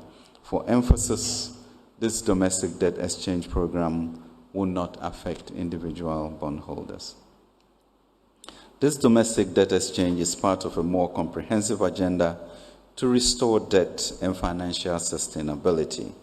We are also working towards a restructuring of our external indebtedness, which we will announce in due course. This is a key requirement to allow Ghana's economy to recover as fast as possible from this crisis. This is also a key requirement to secure an IMF support. We are confident that of the measures we are putting in place, including those outlined in the 2023 budget statement and underpinned by a successful IMF program, Ghana will witness a stable and thriving economy from 2023. We accordingly anticipate that inflation will be returned to single digits, ensuring that real return on these new bonds will be protected. Our position on Ghana's domestic debt exchange is that, in light of these issues that I've just put out, the accrued interest on government of Ghana bonds should be paid to insurance companies to enable them pay claims that have already crystallized. Insurance companies must be exempted from the domestic debt exchange. In uncertain times like this, entities must protect their assets through insurance, which is a key risk management tool. Anything short of an exemption will have far-reaching consequences for the insurance industry and the important role they play in protecting assets and liabilities of this country. This will also discourage the citizenry from taking up life and annuity policies. Insurance has been identified as one of the important tools for increasing financial inclusion from the current 58% to 75% by the year 2023. There must therefore be actions of government that repose confidence in insurance. This is important to help formalize the informal sector, which constitutes over 80% of the Ghanaian workforce. Finally, some insurance companies have their funds locked up in banks and other institutions which were part of the banking cleanup. Government should ensure release of these funds to the insurance companies concerned. This will help improve the liquidity position of the companies. In the absence of the foregoing, the insurance and reinsurance companies will be happy to cede or transfer all our claims to the stabilization fund that they have announced. Right, so you heard the finance minister, and you've also heard from the Ghana Insurers Association Setup Class C, also telling us what they think. Initially, we had the trade unions, TUC, we had several others who were outrightly against it. But as we understand, some of them are beginning to go to the table to appreciate what it is and how they could assist in the process. I start with you, Dr. Theo Champong. We started talking about the possibility of haircuts very long ago on this show, and I remember on one of those occasions where you shared the concerns of some of your friends about what they were likely to suffer, and how that prompted the finance ministry to issue a statement the next day or the Monday to try to calm nerves about what was going on. And now to this announcement. One thing that some are not excited about this announcement is that even though the ministry was working at it, they didn't seem to share it with the public until one closed-door meeting that was outlining some of these things and the challenges that were coming up was leaked. And we have had one of the ministers admit that once the leakage happened and the speculation began, they needed to quickly come out formally to avoid, a run on the financial institutions. How do we assess what is going on? Where do we start? There's a lot to talk and to break down. But I think the point really is that Ghana is not the first country, and certainly will be the last, to go through such an exercise of trying to restructure its debt as a precondition for accessing IMF or other multilateral funding. It's important for us to then look at what are the lessons from other countries that have gone through a similar exercise, and why is it then that in Ghana's case, the communications around it went horribly wrong, to the point that a number of key stakeholders, including the pension funds, etc., were saying that they don't want to be a part of the exercise in the first instance. Because remember, it's still a voluntary exercise, so you can decide not to partake in it. There is a document or a report that the IMF produced, one of their working papers from about 10 years ago, on Jamaica's domestic debt exchange program. And in the said report, they list a number of factors that were successful or drove the success of that domestic exchange program, and then how those lessons can be applicable to countries that are going through a similar exercise. And there are 4 sets of factors that they actually list. The first one is on the operational design of the debt exchange program. So basically, more or less, stress testing and making sure that the impact of the financial sector is minimized. And I'll talk to that in a moment. But also even trying to minimize, the constitutional issues that could come, and to the extent that the potential reaction of any fallout from such an exercise by the international ratings agencies could be dire or make the cost of borrowing much more onerous. So that's the first point. The second lesson was something called burden sharing. And here, what allowed Jamaica to have a very good program was that there was a certain perception that the burden of the exchange, and here I'm quoting from the report directly, was being shared across the society to achieve a better outcome for the country as a whole. This was critical for making the accompanying fiscal consolidation plan acceptable to those directly affected, including taxpayers and public sector employees.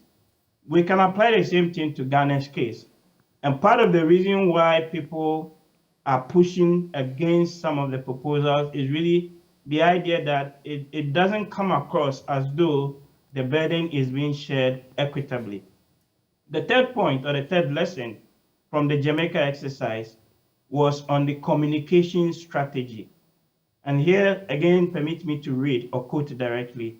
It says that the debt exchange was presented as a critical component of a broad macroeconomic program, including comprehensive structural reforms, instead of it being a standalone operation.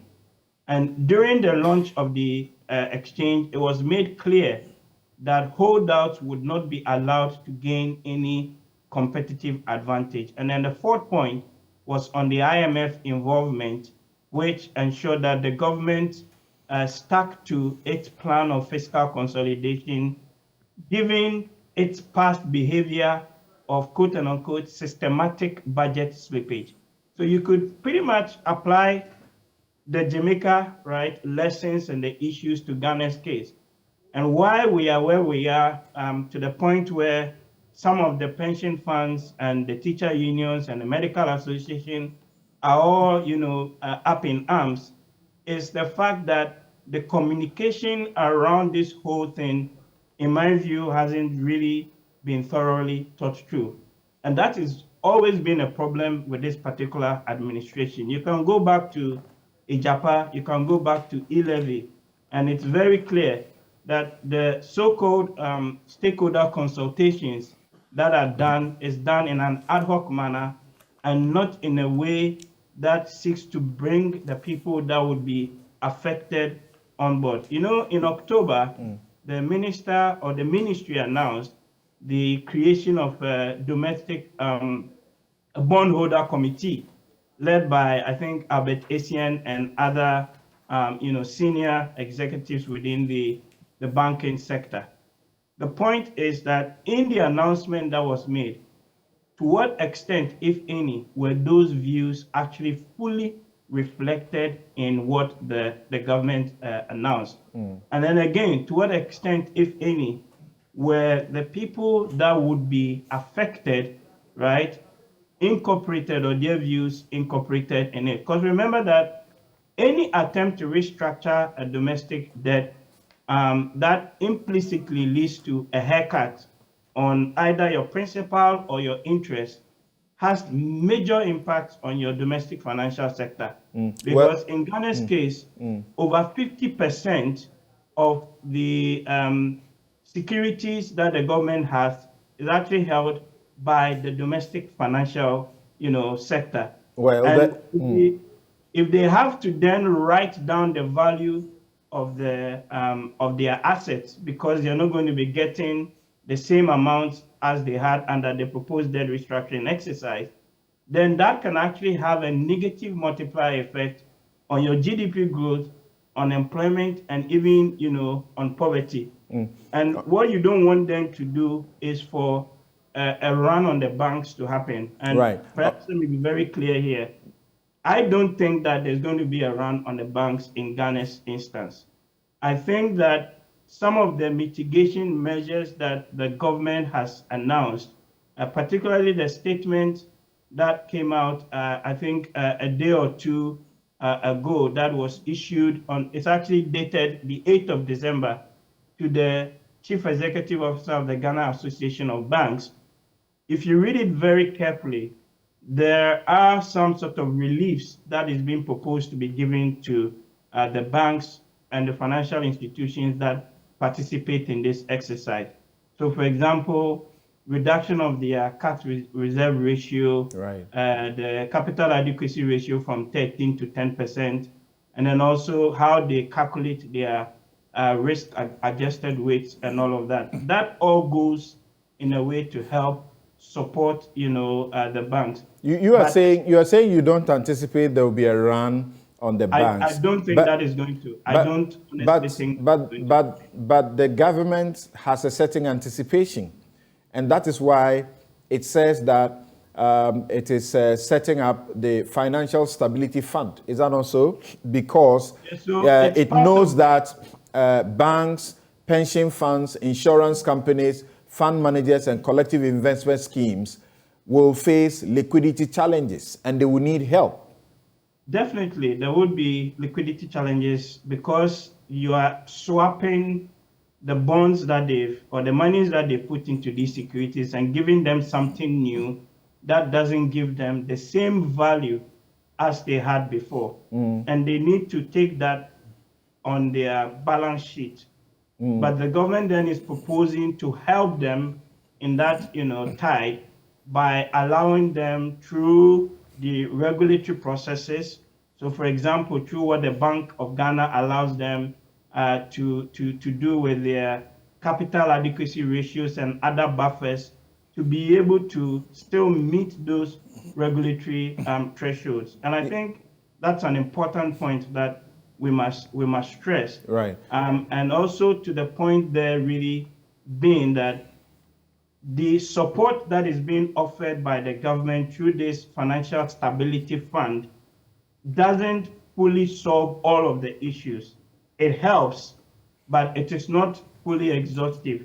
We're talking about 15 or so billion that currently is being proposed. We use 22 billion to clean up the banks. But if you look at the total amount that is being proposed to be restructured, the 137 billion, and if you work out the numbers, you will still need to increase that 15 billion in the Financial Stability Fund to be able to, mitigate all of the losses. But I think some actions have been proposed, including the one from the Bank of Ghana that then allows the banks, the deposit money bank DMBs, to be able to withstand some of those shocks. This Financial Stability Fund is supposed to be constituted by support from our foreign partners. Is that not so? Both the government and the foreign partners. And even if they bring you that money, in the short to medium term, it's still going to add on to your public debt, because that's how you have to treat it. Right. And from where you sit, with the benefit that you have, who is it that has given us some money? We are broke. We don't really have the money in the first place. So who has given us some money, or who is giving us money? I am not sure of that, and I don't think any money has come in as yet. In fact, from where I sit, I think the government is the one that would, make the first payments into that fund. And then once the IMF deal is completed, then the IMF and other multilaterals, the World Bank, African Development Bank, and others would all pitch into the fund. But I suspect that most of it pretty much would need to come from the government itself. After all, during the banking crisis, we were able to find 22 billion to be able to support the banks. But with or without, right, even if the multilaterals don't provide that money, just to prevent a run on the banks and just to ensure the very viability of the domestic financial sector, we need to create such a fund, and we need to put... So, Doc, the reason I'm asking that question, you, the experts, have traced the problem that our economy has suffered, partly to the money we didn't have that we're spending, including what we use in the bank cleanup. Now, here we are broke, we don't have money.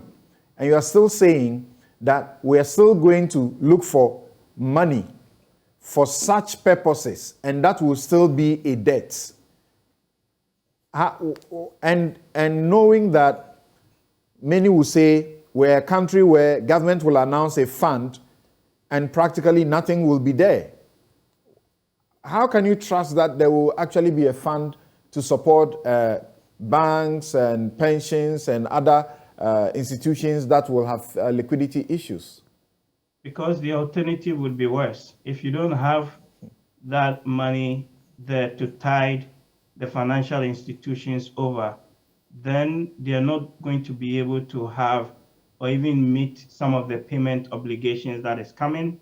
They have to write down the value of their assets significantly, and that could in and of itself collapse the very financial system or setup that we've spent, over 20 billion cleaning up just a few years ago. So it's really a question of being caught between the devil and the deep blue sea, and you have to make a decision. And in this instance, although the money or the government has issues with its debt, you have to be able to make some provision one way or the other to be able to help these financial institutions. Because remember that this is not a problem that they caused themselves.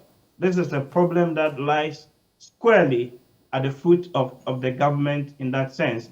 And if you're not able to help them tide over, then you could end up with a very situation that we've seen in places like Greece and in Lebanon, where people are literally wanting to cash out of those investments, and the very financial system could end up collapsing. So quickly, some debt will have to be incurred in order to solve this problem in that first instance. Right. I'll ask you to quickly tell us about how voluntary, in fact, it will be. But before that, using the Jamaican situation where we are supposed to learn lessons, you were talking about stress testing, making sure that everything you are putting out is good. And you seem to be hopeful about this path. Ken comes in again, and the question of trust. You mentioned e-levy. When he was seeking to introduce the e-levy, you guys said a lot about the fact that the approach was wrong. He told us that they had done the research, and there was this research that over 80 or 90%, showed that this was the path to go. We have just been told how abysmally e-levy has done, leading to the revision. So how can anybody trust that this is workable? I think it is workable, and I think it's workable largely on account of the fact that it's also a precondition for accessing the IMF funding. I have faulted the government on, if you take the 4 factors that I listed as kind of what drove the success of the Jamaican program on operational design, burden sharing, communications, and IMF involvement, where I fault the government is on the communication strategy, that they haven't carried the people along and being able to explain it in a way and manner that allows people to understand that it's not really just the restructuring the debt, but it's going to be part of a bigger set of reforms, structural reforms, so-called. Okay. And that it's also going to... The government explains that this is an ongoing process, this is an emergency. And so the consultation is ongoing, and they will continue to do it. They have a deadline. They have a deadline to secure this. As we are told, the IMF team is already going away without giving us what you call, is it the staff level agreement or so? Well, I don't know about that. I think yesterday there was an article on Reuters that said that a staff level agreement could come on Tuesday or thereabouts, but I don't know anything beyond that. But I think the important point really is to stress to mention here is that extra consultations would need to be had. And the government needs to be very much forthcoming in explaining the issues to Ghanaians, particularly on the aspect of the point that the institutional shareholders, right, the banks, your pensions, etc., who clearly would lose out, because the losing out is not just principal. If you work the numbers, there's going to be a net loss or a haircut, which is implicit, no two ways. But you need to be able to communicate that in a way and manner that addresses the issue of burden sharing and the perception that we're not just cutting down on our debt, but we're reforming the whole governance architecture or structure, including some of the things that were mentioned just a few moments ago. Right. So about the IMF and staff level agreement bit, your good friend Bright Simmons tweeted yesterday that, quote, the government of Ghana has put the IMF in a great quandary. The government says it has shown enough commitment to, quote, the prior actions, end quote, requirement, and thus it will be a betrayal if the IMF leaves town next week without a staff agreement signed. Yet commitment is not achievement. Of course, commitment is not achievement. I expect in the next few weeks for us to get the staff level agreement. The key thing that's holding or was holding the whole engagement was the government communicating or undertaking this domestic debt restructuring exercise. And like I said from the get-go, the way and manner in which it was structured leaves a lot of question marks, where the people that would be affected have not been carried along. That's why you have a lot of these potential holdouts. Right. And from where I sit, if you have even less than 50% of the possible people that will be affected deciding not to participate in this, then it's going to be disastrous. Right. And Bright Simmons agrees with you. He added that the debt restructuring exercise was bungled due to zero consultation and consensus building. So will take longer than planned. Likewise, moving utility tariffs to economic levels require massive consultation. Not done. Arrears auditing, transparency, among others. So you just mentioned again the question of voluntariness. The Attorney General gave an advice that many Ghanaians are excited about because the Finance Ministry was looking at certain options. It was looking at the legality of a unilateral attempt by the government to introduce collective actions clauses directly into the bond agreement. So it was seeking to do it unilaterally, whether that was possible or plausible. And then it was also looking at another approach, which the Attorney General calls the indirect approach, by passing a law, an act of parliament or legislative instrument, enacting a collective action mechanism in relation to bonds, including a voting percentage threshold for effecting changes to the bond agreement as a general law in Ghana going forward, and the timing for the passage of such an act of legislative instrument.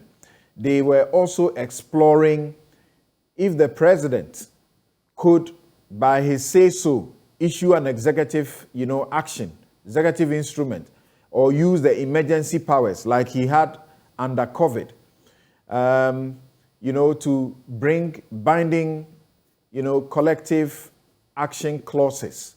And then finally, a voluntary engagement. And the Attorney General advised that making it unilateral will not work. Trying to pass a law to impose it will also not work. The president, too, doesn't have the power to use executive power to just say this is binding on everybody.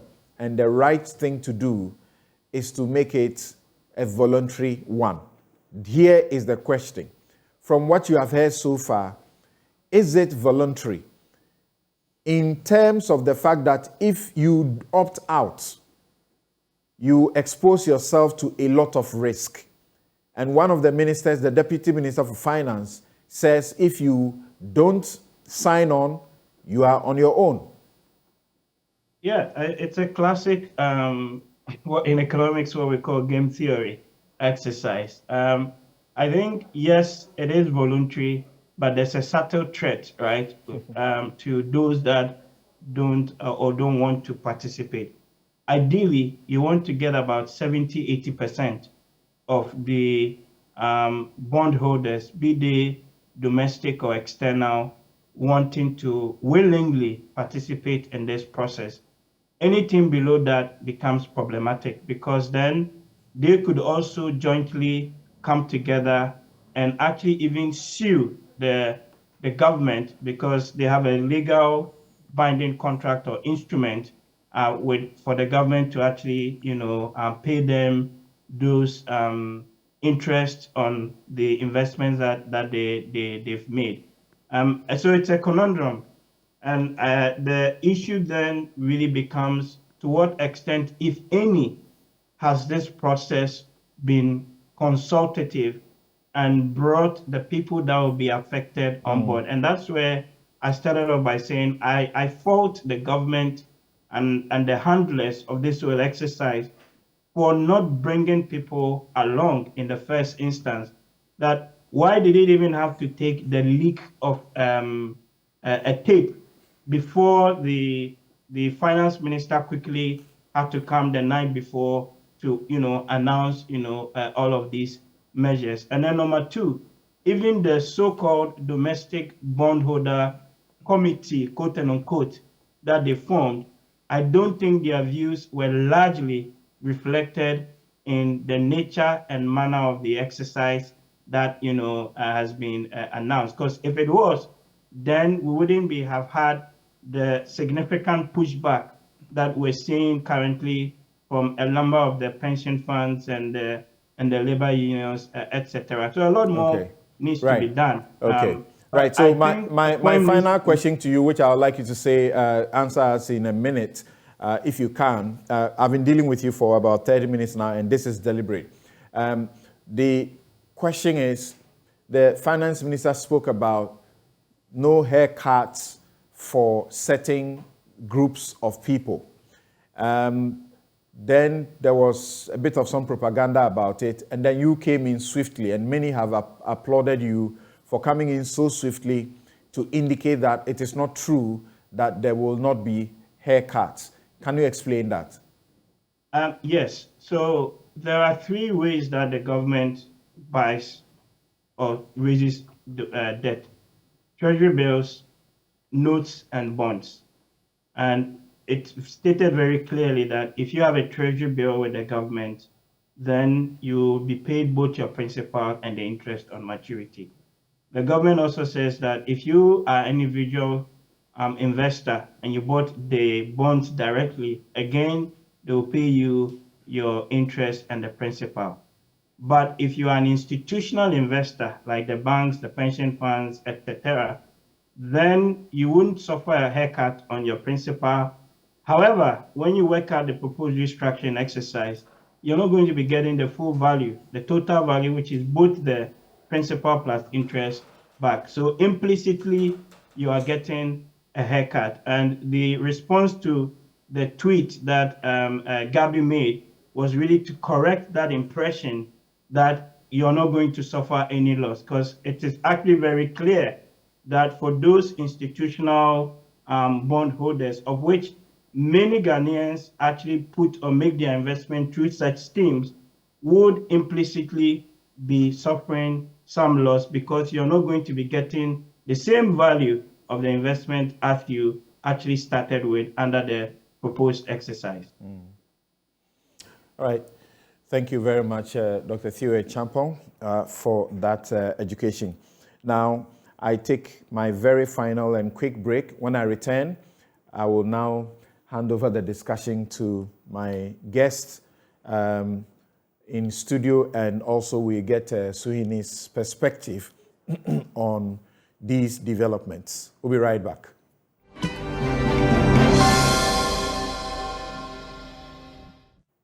You're welcome back. This is Newsfile, it's your most authoritative news analysis platform, and here on Newsfile we put Ghana first. My guests, Dr. Theo Champong, Dr. Arthur Kennedy, Richard Ahiagba, and Alhaji Alhassan Suhini.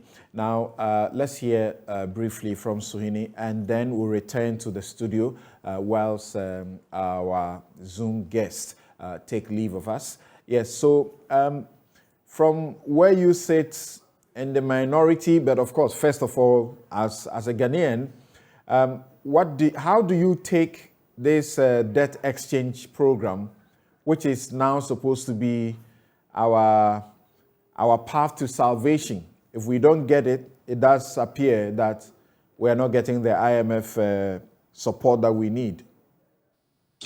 Well, Samson, let me repeat at the risk of sounding like a broken record, that the cluelessness, the incompetence, the intransigence of this government is not sometimes as frustrating as its level of dishonesty. And that, again, has manifested in even how they have handled this whole debt restructuring, program. First, there were denials when the writing was clearly on the wall that we needed to go to the IMF and we needed to complement, our actions with a debt restructuring, program before we could even qualify for an IMF program.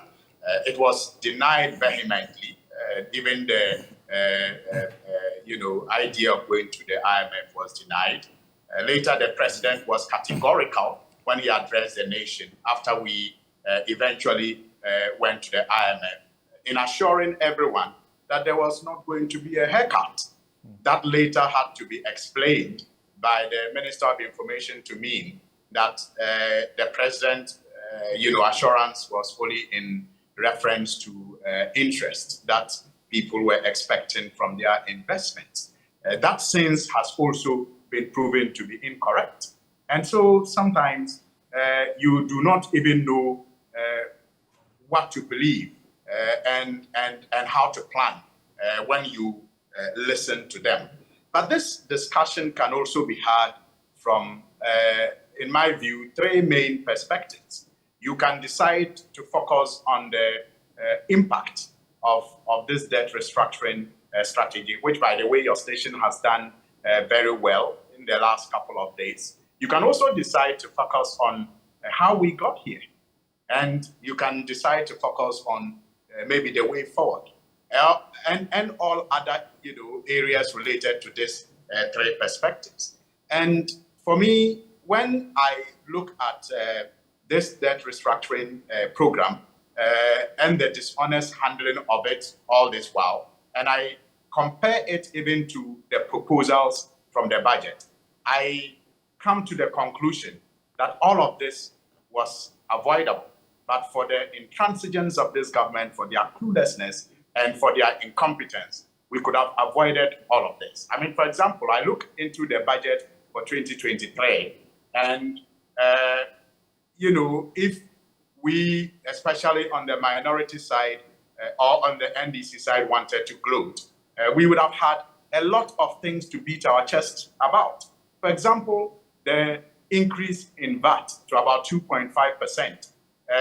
It's quite, significant and remarkable that a president whose campaign to be president partly was premised on his opposition to the introduction of this, tax handle, all of a sudden finds all his economic solutions in increasing the hardship that he is supposed to have campaigned against. You look at the benchmark values, and Samson, you recall the debates that we had on its introduction, on and off the floor as a minority, when it was whimsically announced on a political platform by the vice president. And this is where, again, I agree with my senior doctor, Arthur Kennedy, when he says that indeed it will be unfair to hold the finance minister solely responsible for the level of deterioration that we have seen with our economy. When Dr. Bawumia, announced this benchmark value, reduction, you recall the minority was called names when we indicated that it was reckless and it was going to put our economy at risk. All of a sudden, this 2023 budget that is under consideration is seeking to reintroduce the benchmark values. Have we gone or have we come? What benefits did we even drive as a country in its, revision? And we are back to square one. You look at the e-levy, and that is another point of vindication for the minority and the NDC. I mean, we, together with civil society, advised the government not to go the way that they were seeking to go. They, again, repeatedly told us they had done all the work and they were better advised than we were. And so they were convinced that this was going to be a solution. Today, they have all of a sudden forgotten that as a result of even the reckless decisions that they have taken in the last year, poverty levels have even increased. Unemployment is at an all-time high, and yet they are no longer even proposing a cushion for people who fall within 100 Ghana, threshold that they initially established. If you look at freeze on, employment into the public sector, this was a policy of the previous government at the time when the going was very difficult, for which they used as a campaign platform to beat the NDC with. Today, that seemed to be their solution. And then you look at road tolls. Again, you recall how we debated this issue on the floor and off the floor with the government in power, how we pointed out to them that it was a reckless decision, it was going to harm the economy and all of that. Today, they are seeking to reintroduce all of that. So you look at the budget and it is replete with points of vindication for civil society and for the minority NDC especially. But for the problems that we are faced with and the recognition that this is not a time to beat our chest and glorify the vindication that lie in this budget, we would simply have said that they should handle their baggage because we told them so and they did not listen. But once again, yes, we are faced with this problem, and we still think that the approach that is used so far is not comprehensive enough, and it is not even well thought through to include the views of all those who matter in this economy. And little wonder you have, recognized institutions such as the TUC and others all coming out to speak against this proposed program. If we had better engagement, I'm sure that we would not have had the situation where you will have the opposition that it is already getting. When that opposition in itself is even a threat to the agreement that we are supposed to reach with the IMF. Well, hopefully, as we understand, as reported by the Reuters, and as Dr. Theo Champong mentioned, hopefully by Tuesday we should be getting the staff level agreement, and then we can begin to get to a place where we can have hopes that things will begin to slow down a bit, and that things will not get as worse without the IMF. Thank you very much. So this is where, sorry. Yes. Yes, if I could just conclude on that note, this is where we should all put our patriotic caps on and look at how we can help the government to at least get the staff level agreement. But we will hope that moving forward, they will shed off that arrogant posturing of knowing it all and taking decisions on our behalf without consulting us expecting to consult us after they have taken some of these decisions. But most importantly, they must demonstrate that they are willing to take a haircut themselves. All right. Thank you very much, Suhini. So now I come to the studio and start with you, Richard. It's like you mentioned, very difficult times, and to think that people who have made their savings, pension funds, are supposed to go through this sort of route. Well, Samson, a very tough situation, and absolutely I make no light of it. It's something that I know, having interacted with the officials at the Ministry of Finance, trying to understand what they envisage the outcome of this to be. They are very reflective. They are very measured about the steps they are taking. But before I go into the details of that, I just want to collaborate this point by addressing, I think there was a tester who was concerned and then was worried that I was out of touch. And I want to assure him that not in the least bit. Because, Samson, I come from a very, very modest background. And I've had a privilege of having to go out of this country at the height of my career outside. I could have just stayed there. But I decided to come back home to be part of a building process, which I think that just a very few select people would get the opportunity to leave this country and go and make something of themselves. But if we come and put our shoulders to the wheel, we can build a better country. So my commitment is to say that how do we as a people, despite the politics, look at the rational measures we can push forward to try and bring some economic advantage for the masses of our population, some of whom may come from the background that I come from. So that commitment remains my motivation for being in this space. So I want to assure my brother that I am as connected because I have family people, a lot. I come from a big family, and a lot of them are going through the pain. So I'm very much connected to what we're going through. The rejection by some of these organizations is something that I'm sure, and my last communication and check with the ministry, they're engaging them to try to bring clarity.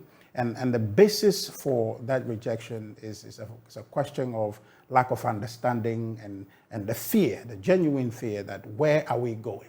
Now, if you look at examples that has been referenced in pursuit of this debt exchange, maybe Jamaica, I think Greece, it's very limited examples that you want to cite out there. But you are put in a situation where, as a country, you have to make a decision. And that decision, I'm happy, Dr. Tia Champon, who is a professional, has a measured understanding of what is happening, and his verdict on it for me is consoling, and somehow collaborate the confidence of the ministry to say that if we have the level of participation, if we get the support and the voluntary participation of all these schemes, the institutional investors, to drive this forward, we are likely to redeem our country from this debt trap that we've got ourselves in. And it's not a thing to do just now and get out of it and then reverse back there, but we're going to leverage the occasion to build ourselves sustainably to a place where we will not get to this space again. So I see the difficulty that we're facing, but it is in this moment that as a country we must rise to the occasion and do the necessary investments that we must make today to address the problem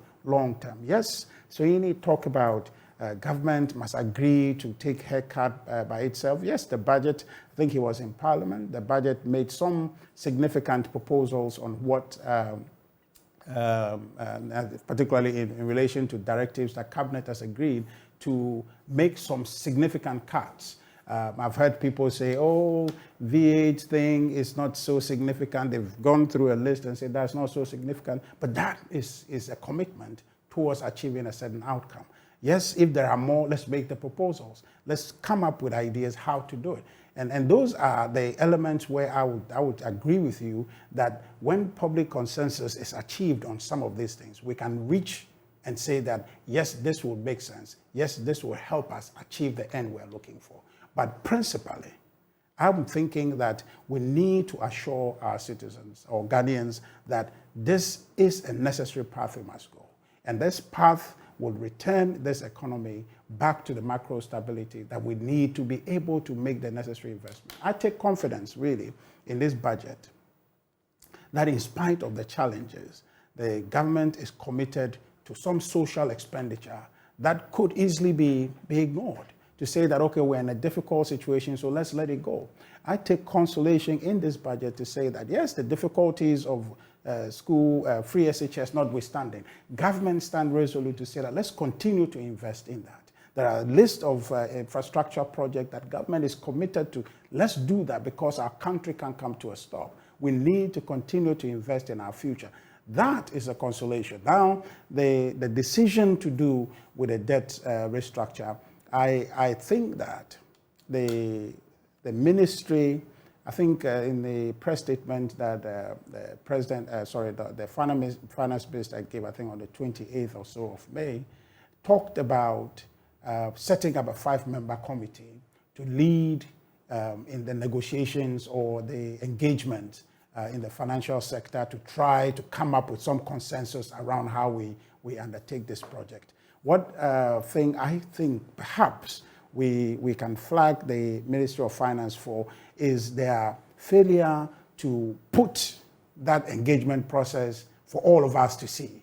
The public relation around that committee has not been played out so people can see what is it they are doing in the background. They tended to do these things behind closed doors and people don't know about it. But the truth of the matter is that Samson, there was engagement, right? And they have committed to actually continuing those engagements. So I want to assure Suhidi the concern that he has expressed. It's not as though the ministry is acting arrogantly or doesn't want to take input from Ghanaians. It has. The only thing is that it's not played it up normally how it should, so people would know what is going on in the background. But adequate engagement has been inputted in this decision, and what is necessary is to keep on making this input as the ministry has committed to doing, to ensure that we achieve this outcome. It's not only the ministry, Samson, the Bank of Ghana, the respective regulatory agencies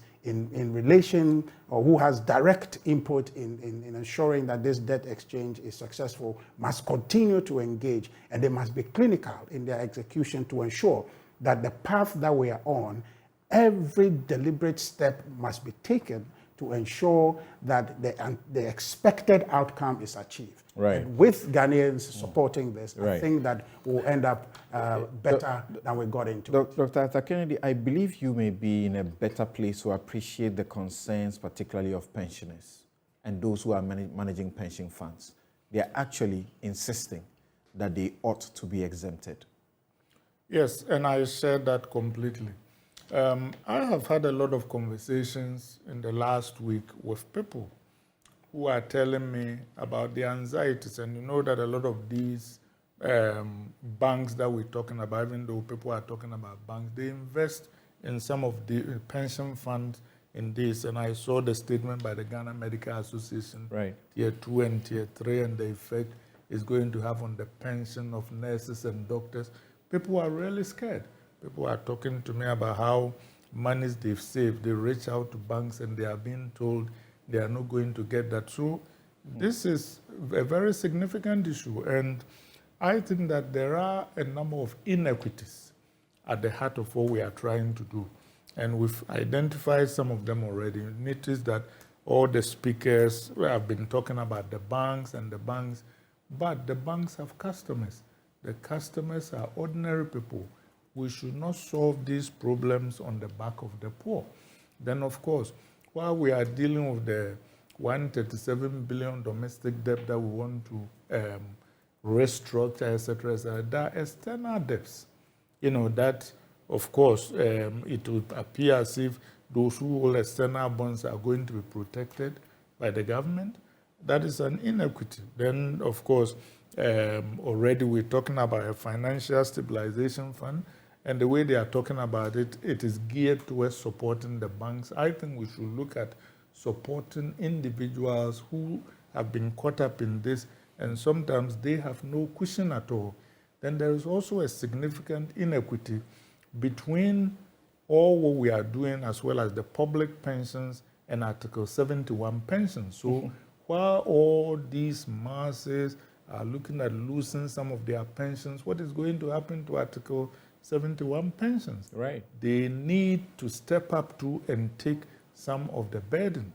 Then when you look at how we are approaching all these things, I know my brother has talked about how the government is trying, they are doing consultation. I think that this whole thing started on the wrong foot. I think the talk that COVID and the Ukraine war is responsible for the problems we are having is true to some extent. But it will help if the government were to say, you know, we had good intentions, we did our best, we thought these things would work, but some of the things we said were going to work have not worked. So we share some of the responsibilities for where we are. When you do that, then people's minds and hearts will be open. I was a little disappointed. Brother Suhini made some very good points, but I didn't like that this government, and it will seem as if this is the first government to have made mistakes. We are going to the IMF for the 17th time. A lot of governments have messed up in the past. So maybe we should say our governments in the Fourth Republic, including the last NDC government, so that we take this out of the partisan score settling and point scoring, as if this is the first time we are seeing. This has happened before. I think actually, to give some credit to the NDC, I think the censure meeting and consensus that they tried to raise is a very good idea. And I noticed that even you have talked about unity and all that. It will be good for us to do something like that. Part of the reason is that even this president, if everybody agreed with him, will be gone in January 2025. The next government, even if it's an MPP government, might have different perspectives. So it is important to build a national consensus around this program so that all of us will support it, even when governments change. And then they ought to be self-sacrifice, like I said. You know, they say the accounts, they say, or if the royals refuse to fight, the slaves will run away. Let the royals step forward so that they will inspire all of us. And I also think, a suggestion to the government, that lowering the debt to GDP ratio, which is now above 100%, to 55%, as their proposals say, by 2028, is too steep.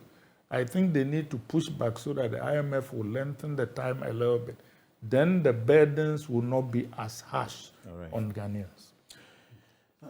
How can I thank you? Thank you so very much. Richard wants to be able to speak Just again. one quick I think we will find another time to be able to continue, because we are in the IMF zone. So we'll continue to be making these discussions. And on this note, I want to thank you very much, Dr. Theo Champong, political risk analyst and economist, Dr. Arthur Kobna-Kennedy, MD. He is a physician, he is an activist, and he is a writer. Richard Anyagba is Director of Communications of the NPP. We had Alhaji Alhassan S. Suhini, who is MP Tamale North, Deputy Ranking Lands and Forestry and Appointments Committee. And I want to say congratulations to my friend and brother, Dr. Kingsley Nchibuesiakon, for winning the Outstanding Industry Leadership Award in Corporate Affairs by Simba Africa Business Excellence Awards. Menshia Krachi, as we used to call you all the time.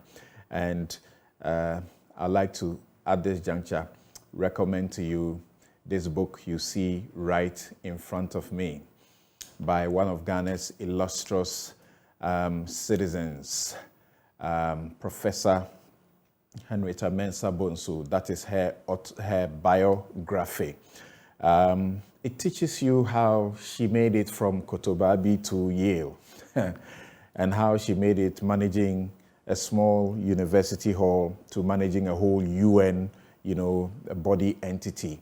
It teaches how to be focused, single-minded in realizing your dreams. And Nana Susubri Krobia Asante, whom you know as SKB Asante, or Manhene of Asante Asokore, says that this biography vividly captures Professor Mensah Bonsu's systematic and relentless pursuit of excellence from her days in Wesley Girls High School, when parental disapproval of her C, she got a C, a grade C, and ended up through rigorous academic work, attaining excellence, getting a first-class law degree, and she was one of the first females to make that grade. I recommend it to you. Particularly, get one, and get one for your girl's child as well. But adults, read it. All her speeches are in there, and You'll be thrilled. You will learn a lot. I'm Samson Lardy Anyenini. Have a good afternoon.